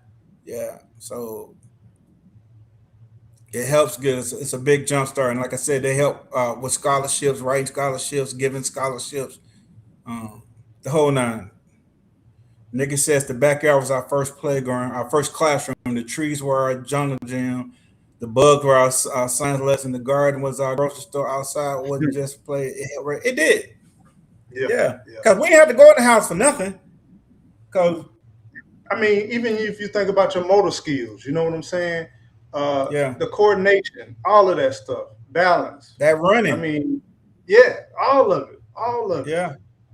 We play football till our tongue fall out. Drink some water. Go pick some plum, blackberries. Yeah, pick some blueberry, blackberry, plum, peaches, something. Eat that. We weren't trying to go in the house because we knew if you went in the house, there was a chance that you could not come back out. There was a high chance your mom gonna be like, "Stay in the house." I just looked up the Tallahassee outside. I think I know the president, Dr. Ray Mobley. Yeah. Okay. Yeah. So the Mobley family, they were very instrumental here in Tallahassee. Okay. They did a lot of work with FAMU, a lot of education and civil rights too. Okay. Yeah, Nikki, that's what I'm saying. We ain't want to go in the house because you may not be able to come back outside, man. I'm gonna be like, boy, it's too hot out there. Y'all coming in. Oh Lord, I don't want to go in the house. Everybody outside. Mama, we playing basketball. Yeah. And G Mama, can I say something to G Mama, please? Go ahead. I forgot what moderators. I forgot all about moderators. I don't do live a lot, but yeah. OMG, I much respect. Thank you. I mean, she owned it. She owned it. G Mama one of them ones, man. You are amazing. G Mama one of them ones. In fact, I'm finna do this right here. We finna play this right here for the moderators. G Mama, Mike, all the rest of my moderators. Let's hit this right here right quick. Got a thing for you, and I can't let go. My friends wonder what is wrong with me. Well, I'm in a daze from your love, you see. I came back to let you know I got a thing for you, and I can't let go. Go around the world for love, but they may never find what they dream of. What you won't do for love. Big shout out. You know what I'm saying? What we won't do, man. Yes, sir. Yes, sir. Big shout out to all the moderators, man. We appreciate it. I don't know how she can do all that stuff so fast. Me, boy, you be jacked up with me being your moderator. Now, Whole conversation and changed, and I'm just dropping the yeah, link. I'll be like, what? Wait a minute. I'm still trying to type. What's up, GT? What's going on? Yeah, All the way GT, from Alaska. Alaska up in this thing, man. Another Georgia, man.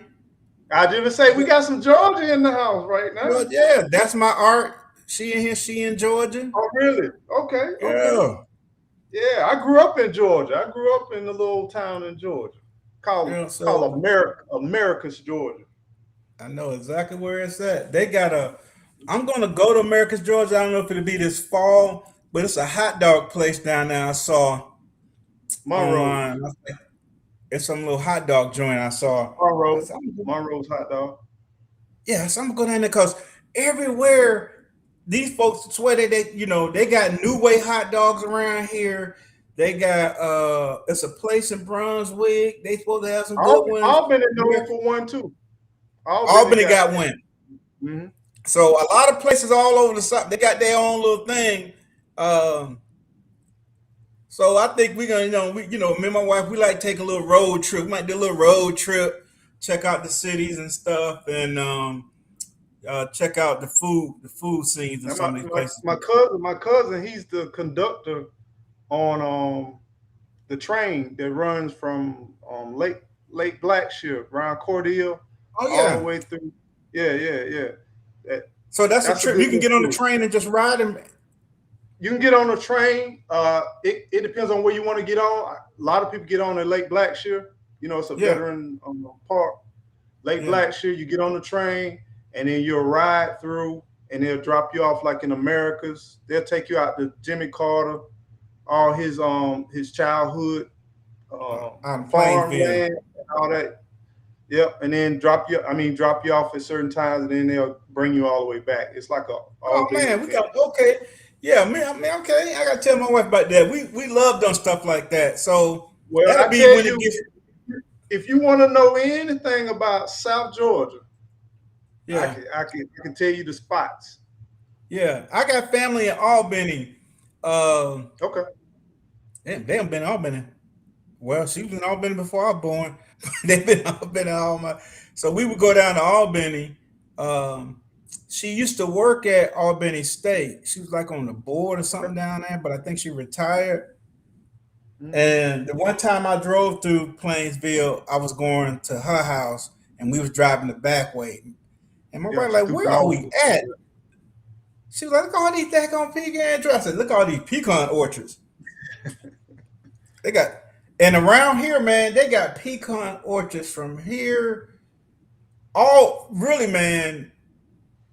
They got them all over Georgia, but Central Georgia going down is crazy. Have you been to that peach factory? It's just outside of what's Fort the Valley? college? Yeah, Fort Valley, just outside. Yeah, I've been to that. They got I went to a peach festival down here in Byron. Okay, yeah. They had a peach festival. Yeah, I be trying to hit all the little stuff up, man. I know the family. Oh, wait a minute, see that New Way. Well, them folks swear, but I tried it one time. I got tried again. He said, robbing the guy and said the parts he been to New Georgia is real. Yeah. Georgia got some real nice spots, man. I'm going to do a little series on these little small towns. Like I done went to some festivals. We went to a festival in Barnesville, a blues and barbecue festival. I really wasn't recording like I should have. I tried to get myself involved in all this because I promise you, like people in Atlanta, we ain't never heard of this stuff. Like all this thing that's going on. Hey man, never heard of it. I didn't even know that a lot of these places down here got their own news channels and stuff. We don't know nothing about that. Oh yeah. See now I'm gonna date you now. I'm gonna date you real hard. So I still remember I didn't have cable until I was in high school. And so we had these big antennas, the kind where they turn around, big antennas. Yeah. But we had Channel 3 which was Columbus. Yeah. We had channel 10, Yeah. Albany. We Yeah. had channel 13, which was Macon. Channel Right. 2 was Atlanta. And we could only get Atlanta on certain days. Yeah. Right? Yeah. And then we had 25, which was Dawson, which was Yeah. public television. Yeah. And it might have been one or two other ones, and that was it. Yeah. Yeah. See, in Atlanta, we had 2, 5, 11, 36, 46, 69. And what was Turner on? Was Turner on 17? I forgot what Turner. Yeah, I forgot what Turner was on. Like, I remember when the Turner Network first started, and they just had that little desk sitting. like, like it was goofy, you know, like, what is this? But yeah, but like in Athens, oh man, you had to have an antenna like to pick up anything. Like my cousin them would have me out there turning it. They be like, right there, man, right there.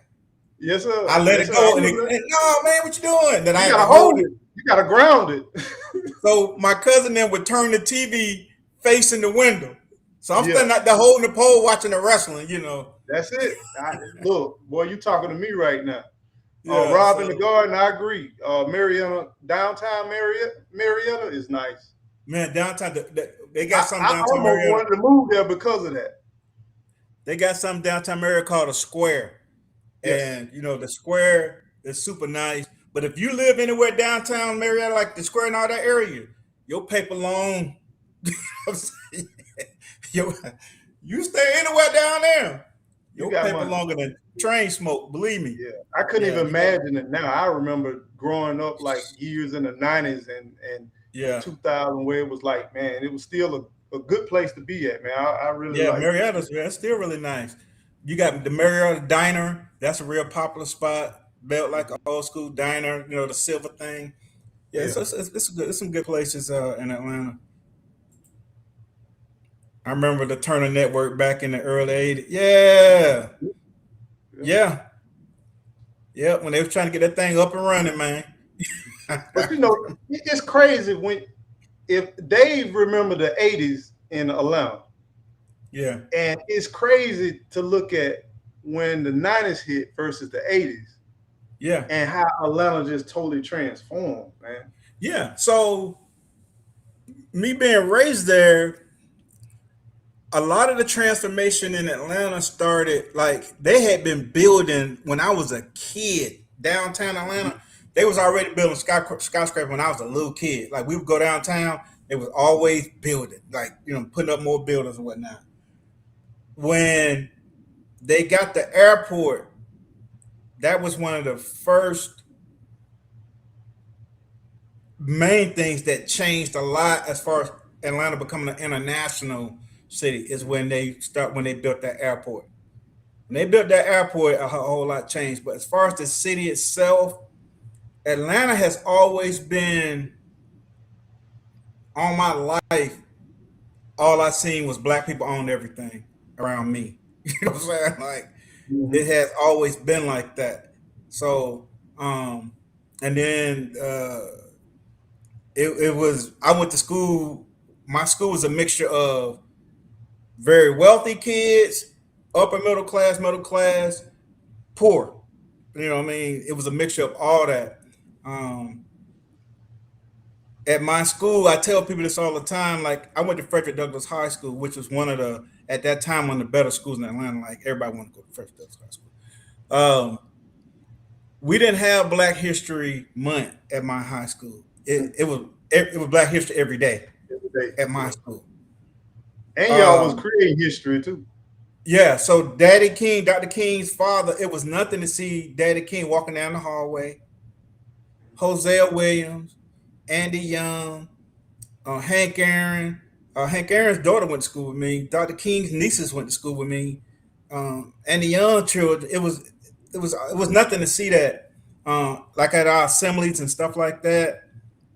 So it was, so when I hear people and I start going to other places, I thought everywhere was like Atlanta. Yeah. You know what I'm saying? I thought everywhere was like Atlanta. Yeah. You know what I mean? I got people, people in the hood. I'm going to elementary school with the Cooks. Brian Cook father owned gas stations. You know what I'm saying? This But man you know- driving a Porsche to he driving Porsche to school, you know, stuff like that. It was just weird. That's where we broke down at. You see what I'm saying? It Yeah. used to be where we didn't have a choice about our neighborhoods. We had to live amongst each other, right? Yeah. So growing up, even in little small towns, there were Yeah. more entrepreneurs back then. Yeah. And you could have a funeral home owner next to a doctor, next to Yeah. somebody that cleaned the house, next to Right. somebody that worked for the city, and you had educators. Everybody was all in the same area. Yeah. But somehow we got to the part where we just started separating. It didn't Yeah. matter. Like, it did not matter that here it is, this probably at that time $200,000 house, which was a lot of money back then. Oh yeah. Next to a $15,000 house. Yeah. It was not uncommon. Brian Cook, they family stayed in the same neighborhood as my great Uncle Ralph. Uncle Ralph worked for the post office, I believe. Mm-hmm. And then my auntie, she worked in the school system. She was a nutritionist in the school system. So they, you know, had good, but Brian them house was like around the corner from that. You know what I'm saying? They had a bigger home, and you know, but all the houses in that neighborhood were like really, really nice. That's like in the Collier Heights area. Okay. You know what I'm saying? Atlanta. It's like in the Collier Heights area. That's when Collier Heights was Collier Heights. And that. So you had a lot of professionals and stuff that lived in that area. And then right across the street, you know what I'm saying? Bowen Homes. The project like right. Yeah, so the project, the Freaknik. But I tried to skip that. Hey, mama. Hey man. What was crazy when I started seeing the VHSs putting out here on social media, man. What? You know what? It would make me mad because I didn't want to participate in no Freaknik, right? Because it would just like they would change the blocking off roads. So to get to work, you would have to take all these detours and all this kind of stuff, like the city. So one time my friends, they tricked me. They like, yeah, man, we finna go. I said, man, I don't want to go to no Freaknik. I don't feel like getting in all that traffic. I don't like crowd. They know I don't really like crowds. I'm like, man, I don't like crowds and all that food. I don't want to. Oh, we ain't going down that station now, man. Right in the middle of Freaknik. Boy, let me tell you something. Some of y'all gams, boy. Some of y'all some of y'all gam was out there, boy. All right, Miss Kia, take care. Hey, some of y'all little gam, yeah, she on the motherboard now. Yeah. She was doing a different thing with the board back then. Yeah, she listened to that loop, boy. Scrub the ground. Oh, yeah, scrub the ground. Hey, man, that was my song too, boy. I used to love when that came on. I know I'm finna see something. Shout out to Uncle Luke, man. Hey, let me say this. You know, Florida resident. You know, Uncle Luke running for office. So I know, yeah, you're running for office. But see, a lot of people don't know that this man went all the way to the Supreme Court fighting and spend his own money. That's right. For freedom of speech. And won. Yeah. Yeah. To Stacey in the middle, where he at in the middle. Nikki, you crazy. Well, listen, man. Stacey pleading the 5th, 6th, and 7th. Yeah. But that just was never my scene, man. I don't like crowds. And then I really don't like being somewhere and I can't get out. Yeah. I don't like that. Yeah. I can't get out. And you mess around getting that traffic, bro. You be blocked in for hours. Like people would stop their cars on main streets, and the street is locked down. And you know how we do it. We gonna stop. We gonna post up. We gonna do everything. Right here. And you in the middle of the road. Yep. You right there in the road. In the middle of the road. Yeah. And who gonna check them? Who gonna check them? Nobody, because That's the police couldn't even get to him. You see what I'm saying? It was so many cars, the police couldn't get to him. Yeah, it was crazy, man. But yeah, they stopped Freaknik. Freaknik brought a lot of money to the city too, boy. It did. Freaknik brought a lot of, like, all the hotels were sold out, all the vendors, a lot of people made good money. All these vendors would come and this and that. Yeah. He said, my sister lived in Smyrna for years before moving to Cairo. Okay, so she down 75. Oh, Cairo, Egypt. I thought something about Cairo, Georgia. Yeah, okay. that's a big difference. Yeah, that's a huge difference. Now we do have Robin the Garden. We do have I don't know if that's your sister or not, but we do have a YouTuber. I forgot what her name is, but she lives in Egypt. I know Nikki. What's her name? Catch me if you can. Yeah, I was gonna catch that. Yeah, for sure. But we do have a Facebook friend. She pops in here and there. Young black lady. She lives in Egypt. She comes home every now and then she goes back. I applaud anybody. I follow some people that live abroad, that travel and live abroad. This one guy, he's from Miami. His name is Ace. I think he I watch Ace. Yeah, I watch Ace TV. I love Ace, man. I love watching dude, man. Dude, very smart young man. Right now, I think he's in New Zealand right now. He was in Australia for a long, long time. Yeah, Montreal, that's Aborigines and all that stuff. Yeah. I like I'm gonna tell you one thing I like about what he does. Everywhere he goes find out where the black people are in these areas. Like he was in Mexico. A lot of people don't know it's black Mexicans. You would never see that any. Yeah, a lot of people don't know it's black Mexicans. You know what I mean? They don't know that. You know, and so I like that he go and find these different people. So that's cool, man. Except Montreal. Yeah, I'm glad they're able to do that. That way, you know, I don't have to travel and do it because I don't care too much for doing all that traveling abroad. I don't. Man, I love it. My wife gone right now. That's why I'm in her office. Yeah. Yeah, my wife's right now. It's like something happened to me maybe about 8-9 years ago because that's all I did was travel, and it's like I don't even like interstates anymore. Yeah.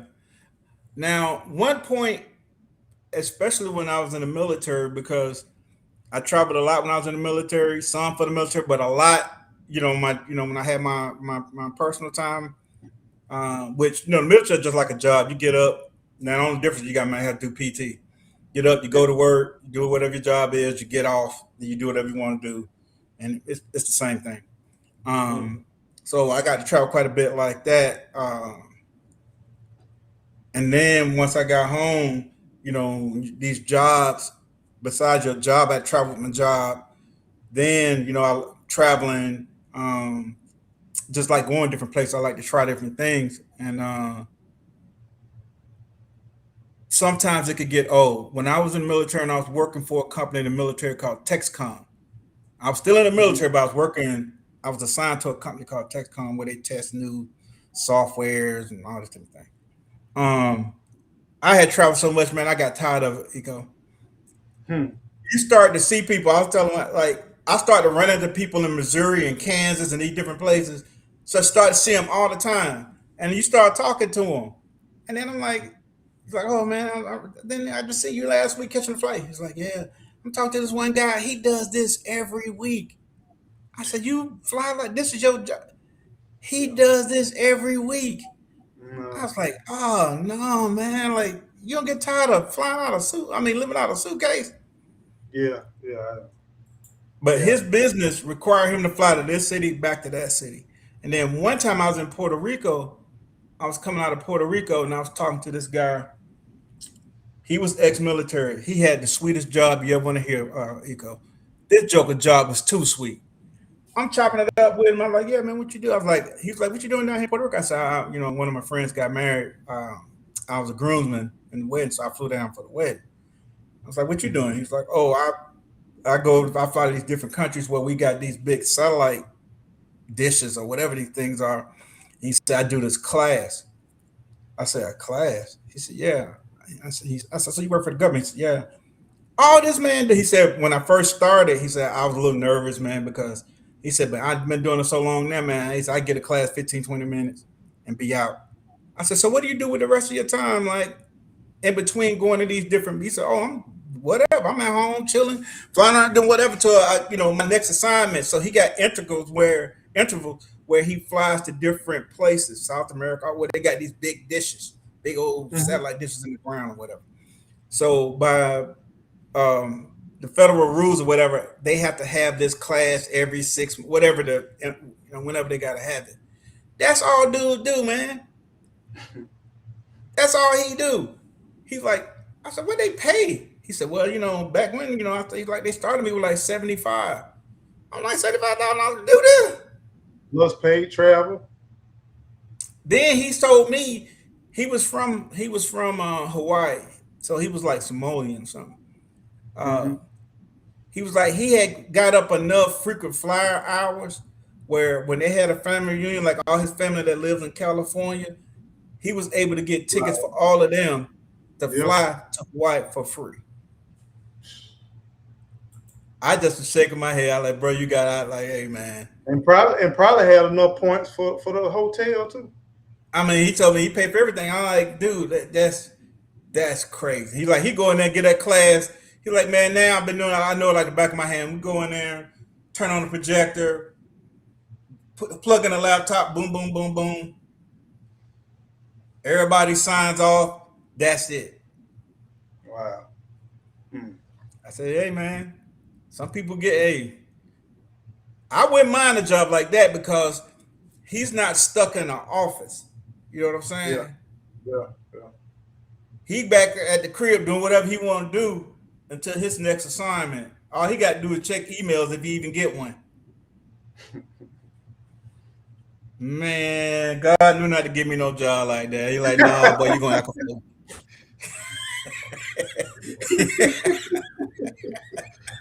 Nah. Hey, like I said, I done came to the conclusion I'm old school now. Yeah. I'm settled now, and I like to be at home. I like to be at home. Me too. And I like to create my own escape on the land. Right. Yeah. I like to create different environments and different things like that. On your land, man, you got so much that you can do every day. I couldn't even imagine. I couldn't do it. I couldn't do it in a lifetime. That's what I'm saying. I can't do it. I couldn't even imagine. I'm just scratching around on this little bit what I got, and it's always something to do. I can imagine going back on it, and now what I'm doing now is I'm just basically just like I live in a neighborhood with a little bit larger. Like all I really try to focus on is maybe about 2 acres, because that's junk get overwhelming. It get overwhelming. So, other than the trails and stuff like that, I just focus on those about 2 acres, and that's it. That same thing I would want to do. I told my wife that I was like, probably like a couple acres, and then trails for 4-wheelers to kids, and then I definitely have my hunting stuff set up. Oh yeah, I definitely have my hunting stuff set up. Oh my God, my grandkid, we have a shoot house, all kind of stuff. I can take them back. They got carpet in it. Have you seen Homestead of Rachel shoot house? Oh man, her husband got her. Boy, listen, man. Homestead of Rachel got a condo hunting house. Oh man, he got that thing. She got carpet in that thing, man. She got the glass. Oh man. Hey Rachel, if you listen, you got a refrigerator in there? Because I know I have me one. I have me a refrigerator in that. Boy, hey man, nice. Yeah, Homestead. Yeah, right now the deers are shedding. Yeah, they shed. And I'm looking at I think the night before last it was probably like 5 or 6, at least 8 pointers out here. Yeah. But they already going. They already getting ready. They hanging out right now, but by the time it start getting colder, they'll be fighting each other. Yeah. So that's what the deer do. This time of year, they're growing their antlers, which they can grow rapidly. and you will see male bachelor groups, like there being bachelor groups of bucks, like you see. They be thugged out. They be like 10 deep. Yeah, a bunch of them. But then as it started to get cooler, like hunting season started the second week in September here. They'll start. You see them starting to play fight. You know what I'm saying? All like that. Then by the time October roll around, they bossing up a little bit. You know what I'm saying? Yeah. Then they start separating because what happens is the testosterone started to go up in them. And once the testosterone started, they start to bulk up. You see that neck get big. Then they go start chasing those. But then once she goes in the heat, ain't anything look like a buck come near him. He finna get business. Let me ask you a question, Stacey. This kind of it aligns with what you're talking about. Also align with manhood. What the man do for the do? You think about what we do for the do? All kind of craziness. Yeah. We lose our mind for some reason. Yeah, we do. We just like an animal. I look at the deals. They homeboys. They hanging out. Yeah. Tight. And all of a sudden, yeah. I mean, pretty much throughout the year. Yeah. They dogs. And then next thing you know. Hey, bro. They fighting. I'm talking about a lot of times they will fight to the death. Like two big bucks. Yes. They will fight. They will fight to the death. You know, and then they scent their territory. So they'll go rub and make scrapes where they urinate. Mm-hmm. And so when a smaller deer, like a smaller buck, comes and smell that, he knows that's a big boy. Yeah. I might want to back on up out here. This ain't my year this year. Maybe next year. No. Yeah, I want to try to slide up out of here, but then he might get a challenger like, hey, man, you got muscles, I got muscles too. We're going to have to fight for this. But yeah, the testosterone levels go up. That's why they start to get, the antlers start to get big. Because once the rutting season is over with and the testosterone level goes back down, the antlers fall off. Yeah. Antlers fall off. I got one last season. I got one over in my wheelhouse where it shedded. Yeah. Because every year you can find some of them out here. Yeah. That's the thing too. People be out there hunting them. That's the thing. I had no idea until I went and I looked, and then all of a sudden, this algorithm, it knows everything you're doing, everything you're talking about. Yeah. And all of a sudden I see in the YouTube video with guys going out searching for them. That's the thing. They hunt for antlers because, see, a horn is different than an antler. Correct. Cows got horns, goats got horns. They don't come off. But antlers, they fall off every year. And so a lot of guys that hunt, when they get those antlers, they know what they got on the property. Yeah. And then they use them to assimilate fighting. But then they know like, okay, this right here, this is a big 8 right here. Because a lot of guys got cameras all over their property and they keeping up with the deer. They don't name them. You know what I mean? Yeah. They know the deer. I was like, oh man, she's going to be a Big 10 next year. She's going to be a Big 10 next year. Or he's going to be a big. Next year they see him on camera. Oh, there goes such and such. He going to spread out some more, Yeah. They try to, a lot of guys on private property that hunt for antlers, they try to let them get 3-4 years old or older before they take them. Me, I'm not an antler hunter. You know what I'm saying? I hunt for meat, but if I've taken some big deer, some monsters. You know what I'm saying? I've taken some monsters. But down here, they probably the smallest you're gonna get because Florida don't have, because of the heat. They don't have big deer. The further north you go, that's when people from Florida, they even go up to Georgia to go hunt. Yeah. See, the deer that grow up near agriculture normally are the bigger deer. That's why in Ohio and Iowa and all them places right there, them deer be gigantic. 300-pound deer that's coming. You know what I mean? You see a 300-pound deer in Georgia, you like, boy, good God Almighty! Like I've shot them over 200. You know what I mean? Well over 2. But 300. Now I saw one night. It had to be at least 300 more. It was getting dusk dark. I'm sitting in the tree. It's getting dusk dark, and I look. What the hell? You know, things step out. It was so big, it kind of scared me. Yeah, like, it will. So I was like, oh shit. And that's something too. You know, we see a lot of stuff on TV and everything, but yeah, like I grew up in the country, but I was a child. Yeah. But being a man and out here walking and it's dusk and you come almost face to face with a deer, yeah, it shake you a little bit. It shake you a little bit, bro. Especially when they go, yeah, you know, they make that sound. And you like, yeah, running, like, stomping at you, stomping. Yeah. I when I seen this thing, man, it started. I was on the other side of this ravine, and normally I hunt this side where he was on. Had I been on that side, I would have put one through him. Mm-hmm. He came down the ravine. I'm looking. I pull up and I'm looking at him, and it's getting. So the reason I didn't shoot, it was getting right too dark for me. Yeah. See, and his head, if they head is headed back into that thicket, that thick stuff, that dust, I'm gonna let him go because you ain't going out there and dragging. I ain't finna go all in them bushes by myself. No, I don't heard some stuff when I'm out there in the tree. I don't heard some stuff that made me get out that damn tree. Like, wait a minute, what was that? It's something that I don't like now. I don't like these big old owls out here.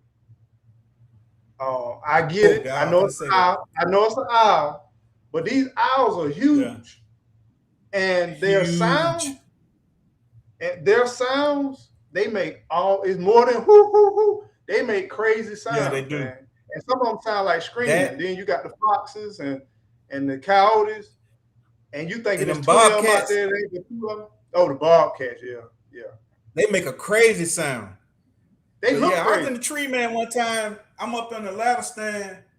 I don't fell asleep, which I do quite a bit. I don't fell asleep, but I always got my harness on, and I'm tethered to the tree. I'm always safety first. I don't fell asleep. Don't doze off, and all of a sudden you see that shadow going over your eyes. You know, I don't like big owl, and you can't hear flying by. You can't hear them flying. You can't hear when they fly. I just seen, how you see sunlight through your eyes. Yeah. And then I just seen dark. Yeah.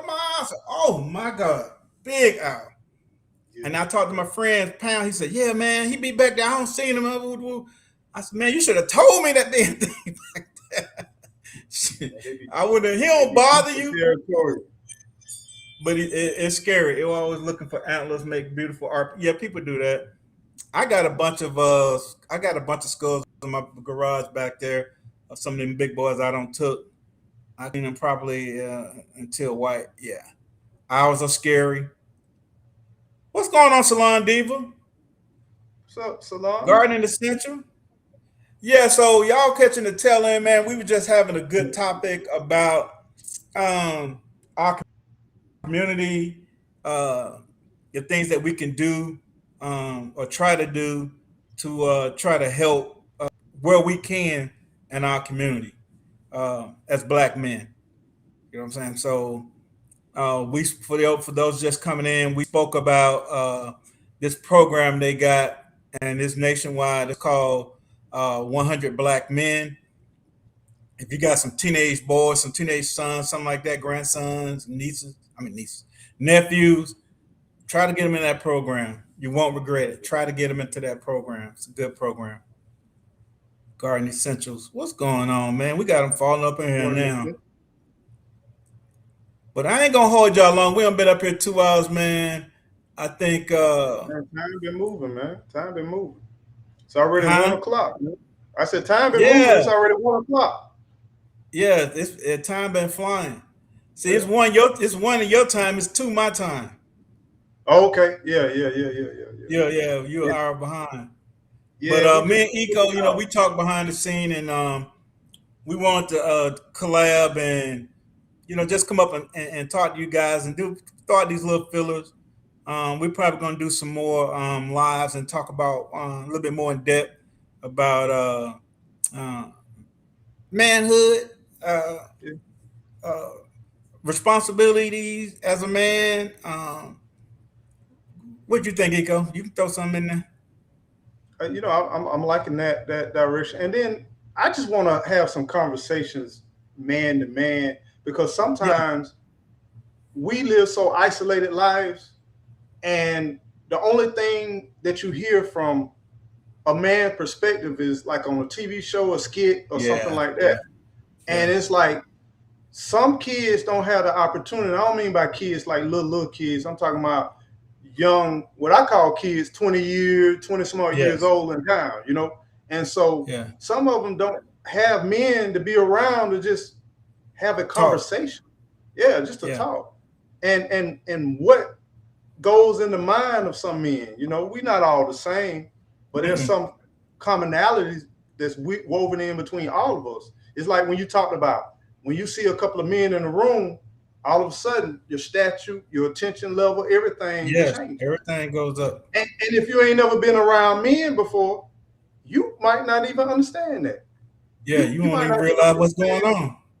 and you might want to suppress that. And it's Right. it's natural. It's natural. It's natural. It's nothing that that with men is nothing to be afraid of and nothing like that. It's just you got to be aware of. You know what I'm Correct. saying? It's just like when two big male black bears come.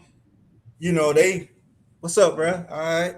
You know what I'm saying? Yeah, yeah. It's one of those things where whether we understand this or not, we are competitors. We Yeah. naturally compete. Even when Right. you say I'm not competing, sometimes you compete, and you Yeah. don't You realize just gotta it. But realize it. it's a survival instinct, because Right. it's just like those same 10 bucks that hang around all year long. Then a Yeah. season will come, they change their chemical structure, their mindset, Yes. and Yes. stuff start feeling that ain't normally feeling. Mm-hmm. You got to know how to move around the room. And And that happens it's to a our part of young nature. men. That happens to our young men as they go through puberty. You know what I'm saying? Yes, Like, all if definitely wired they don't out of whack.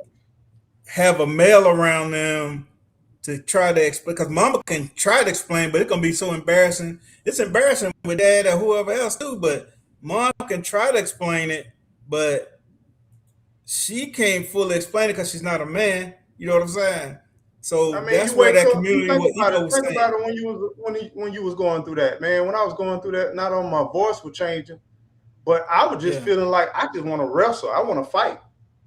Yeah. I got this energy I don't know what to do with. You know what I'm saying? And Yeah, it's yeah, like, yeah.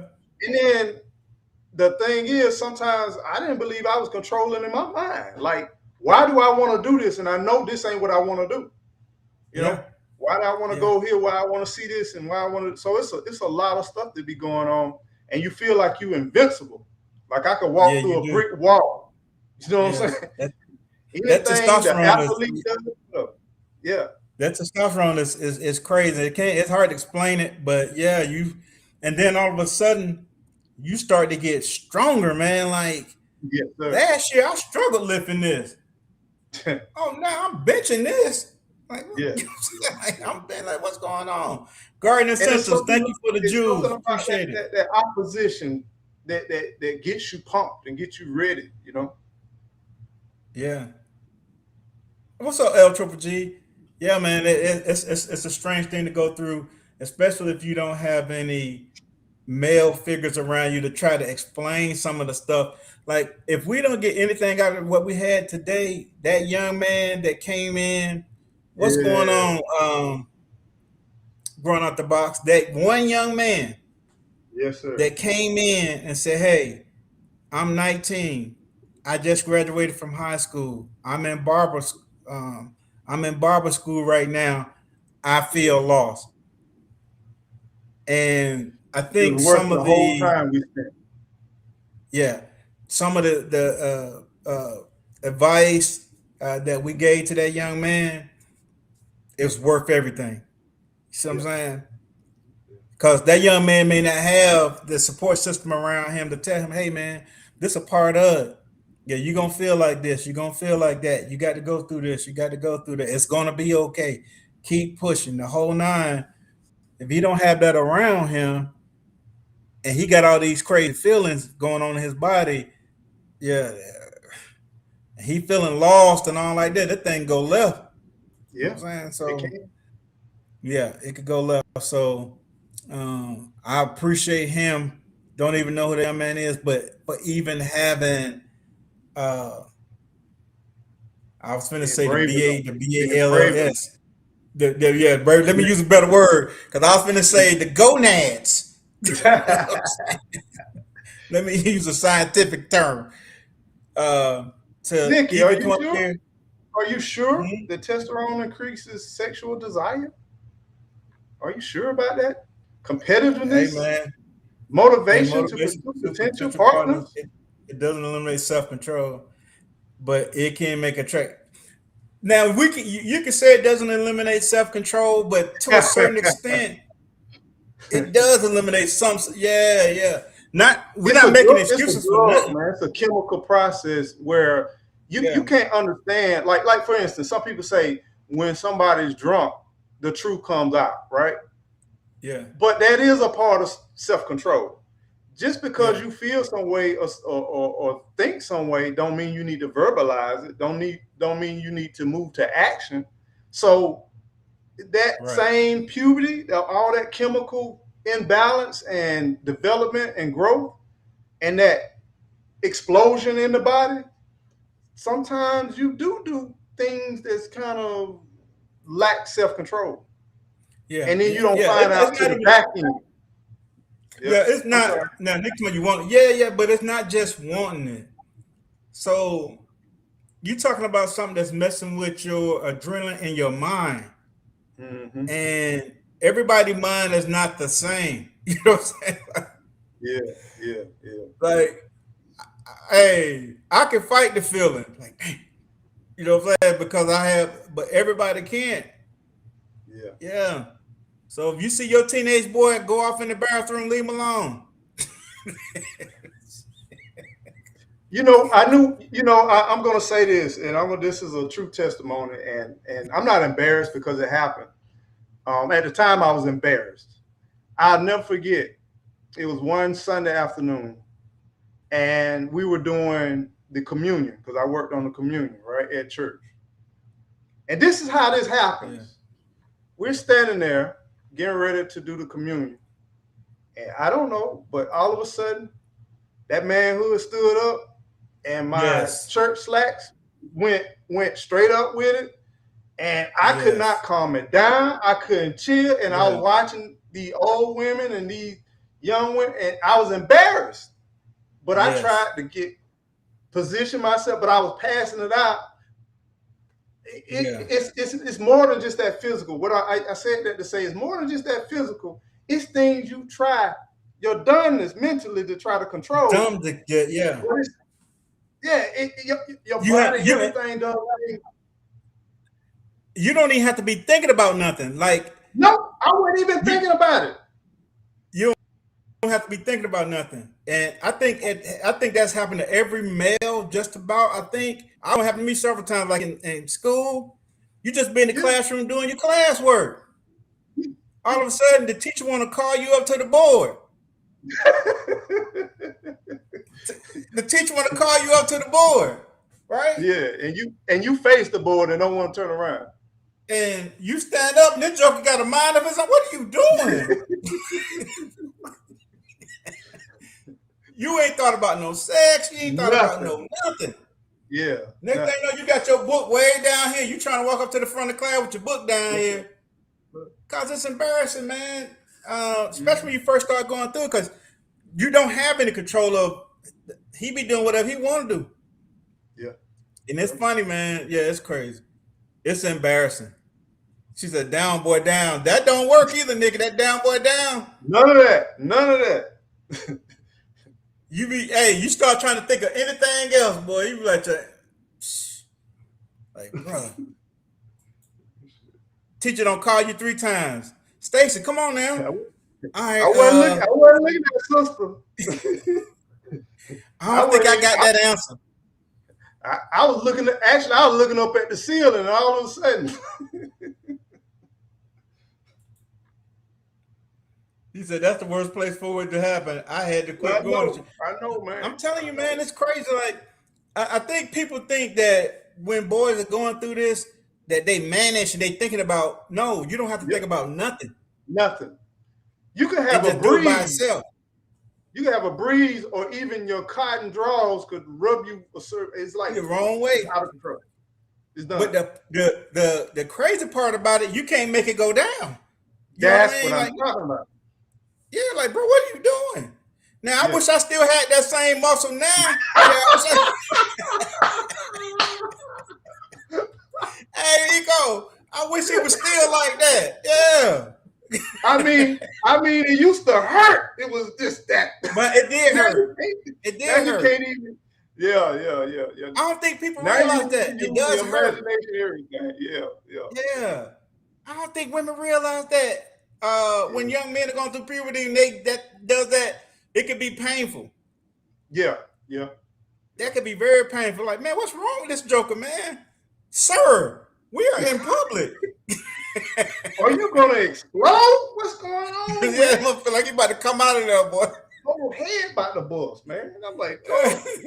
Nigga said sometimes women headlights could turn on. We can't control it. You know what I mean? Yeah. That is. I'd rather have some headlight come on than that joker poking out like this here. Yeah. But you push him down, you come back up, you push him down. Even with men, their headlights do the same thing. But it's much easier dealing with that than dealing with other people. Yeah, because men, we get the same thing with the. But you know, not to kind of harp on that, but our other part is mental. You got this aggression in you. You got this anger and rage, and you ain't even mad. You ain't even think about being mad. And you talk to your parents, and your parents just say something to just trigger, and you just angry and mad. I'm like, why was I so mad at my mom? I couldn't understand why I was so angry at her. And I didn't have no anger towards my mom. Yeah. That's tough. That testosterone. Yeah. That aggression. Yeah. And that's why it's good for young men to be in football and this and or whatever it is to get some of that aggression out of him. And not only just the aggression, but to tire him out because he got stupid energy now. Mm-hmm. To tire him out. Yeah. But like I said, you got 13 to maybe 15, 16-year-old. Yeah. He spent a lot of time in the shower and bathroom. Leave him alone.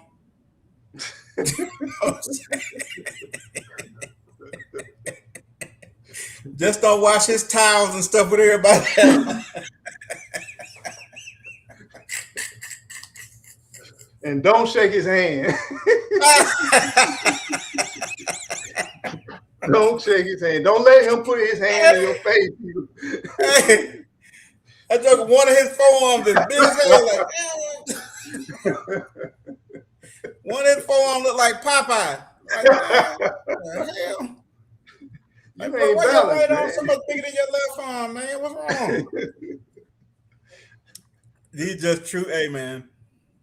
These are things that I think a lot of young men probably need to hear because the ones that be going through it without any answers, it's hard.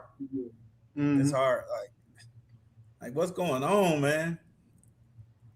What's going on? We can get some of that old 16, 15, 16-year-old testosterone put back in me now, boy. I'll be hell on wheels, boy. I don't know if my body could do it, though. I don't think so.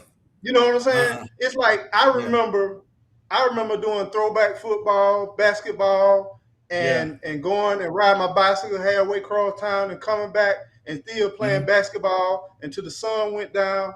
And I'm like, if I had that kind of energy now, it would take me about a month or two just to heal from one day. Yeah, it'd be a lot of wear and tear on the old bones, man. The cartilages, because a lot of us was so rough growing, you know, like we played all, like you say, throw up tag and all these things that we did. We put a lot of wear and tear on our bodies, a lot of it. And you start to feel it, you know what I'm saying, when you get older, like, dang, come, why my arm popping, my shoulders and everything. What's up, Juicing So with some Jay? grandparents are hurt when it comes to this issue. What's up, Juicing with Jay? What's up, California?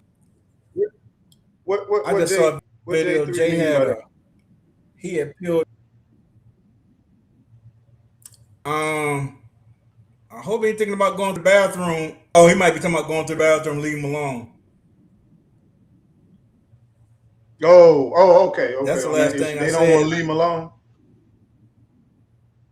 And boy, what you in that bathroom for? Come on up out of there. Have you heard that, Grandma?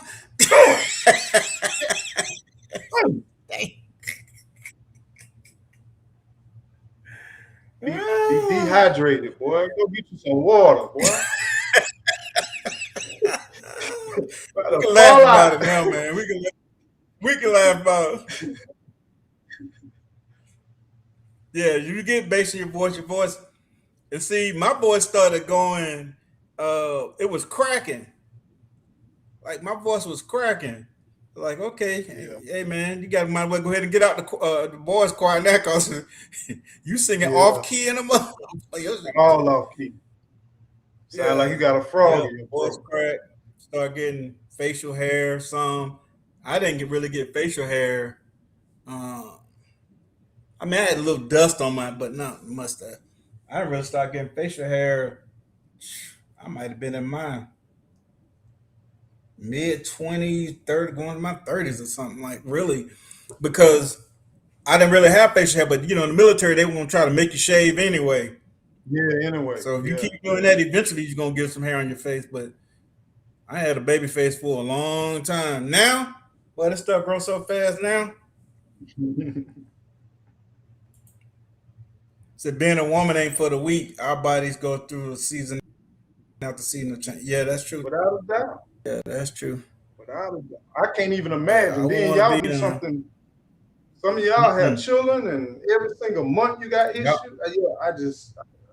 I got nothing but mad respect. Nothing but mad respect. Period. Yeah, I don't even want to think about emotional and psychological change and chemical. Yeah. Y'all more pain tolerant than we are as a whole. Yeah.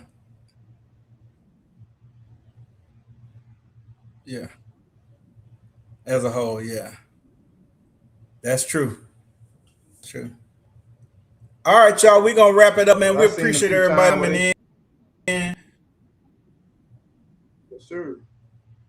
And Stacey, thank you, man. Thank you for the invite. Thank you for the conversation. And I really appreciate it, man.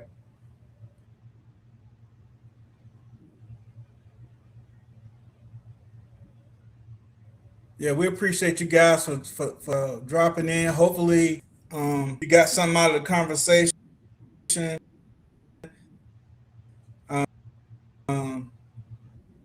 J3 should have till he was 40. Hey, gone, J3. To 40. Hey, gone. I know what you wasn't doing.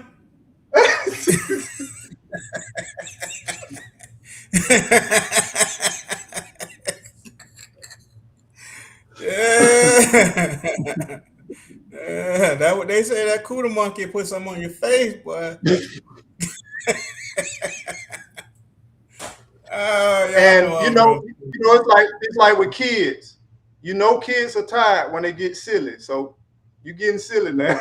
I'm silly. We'll see y'all.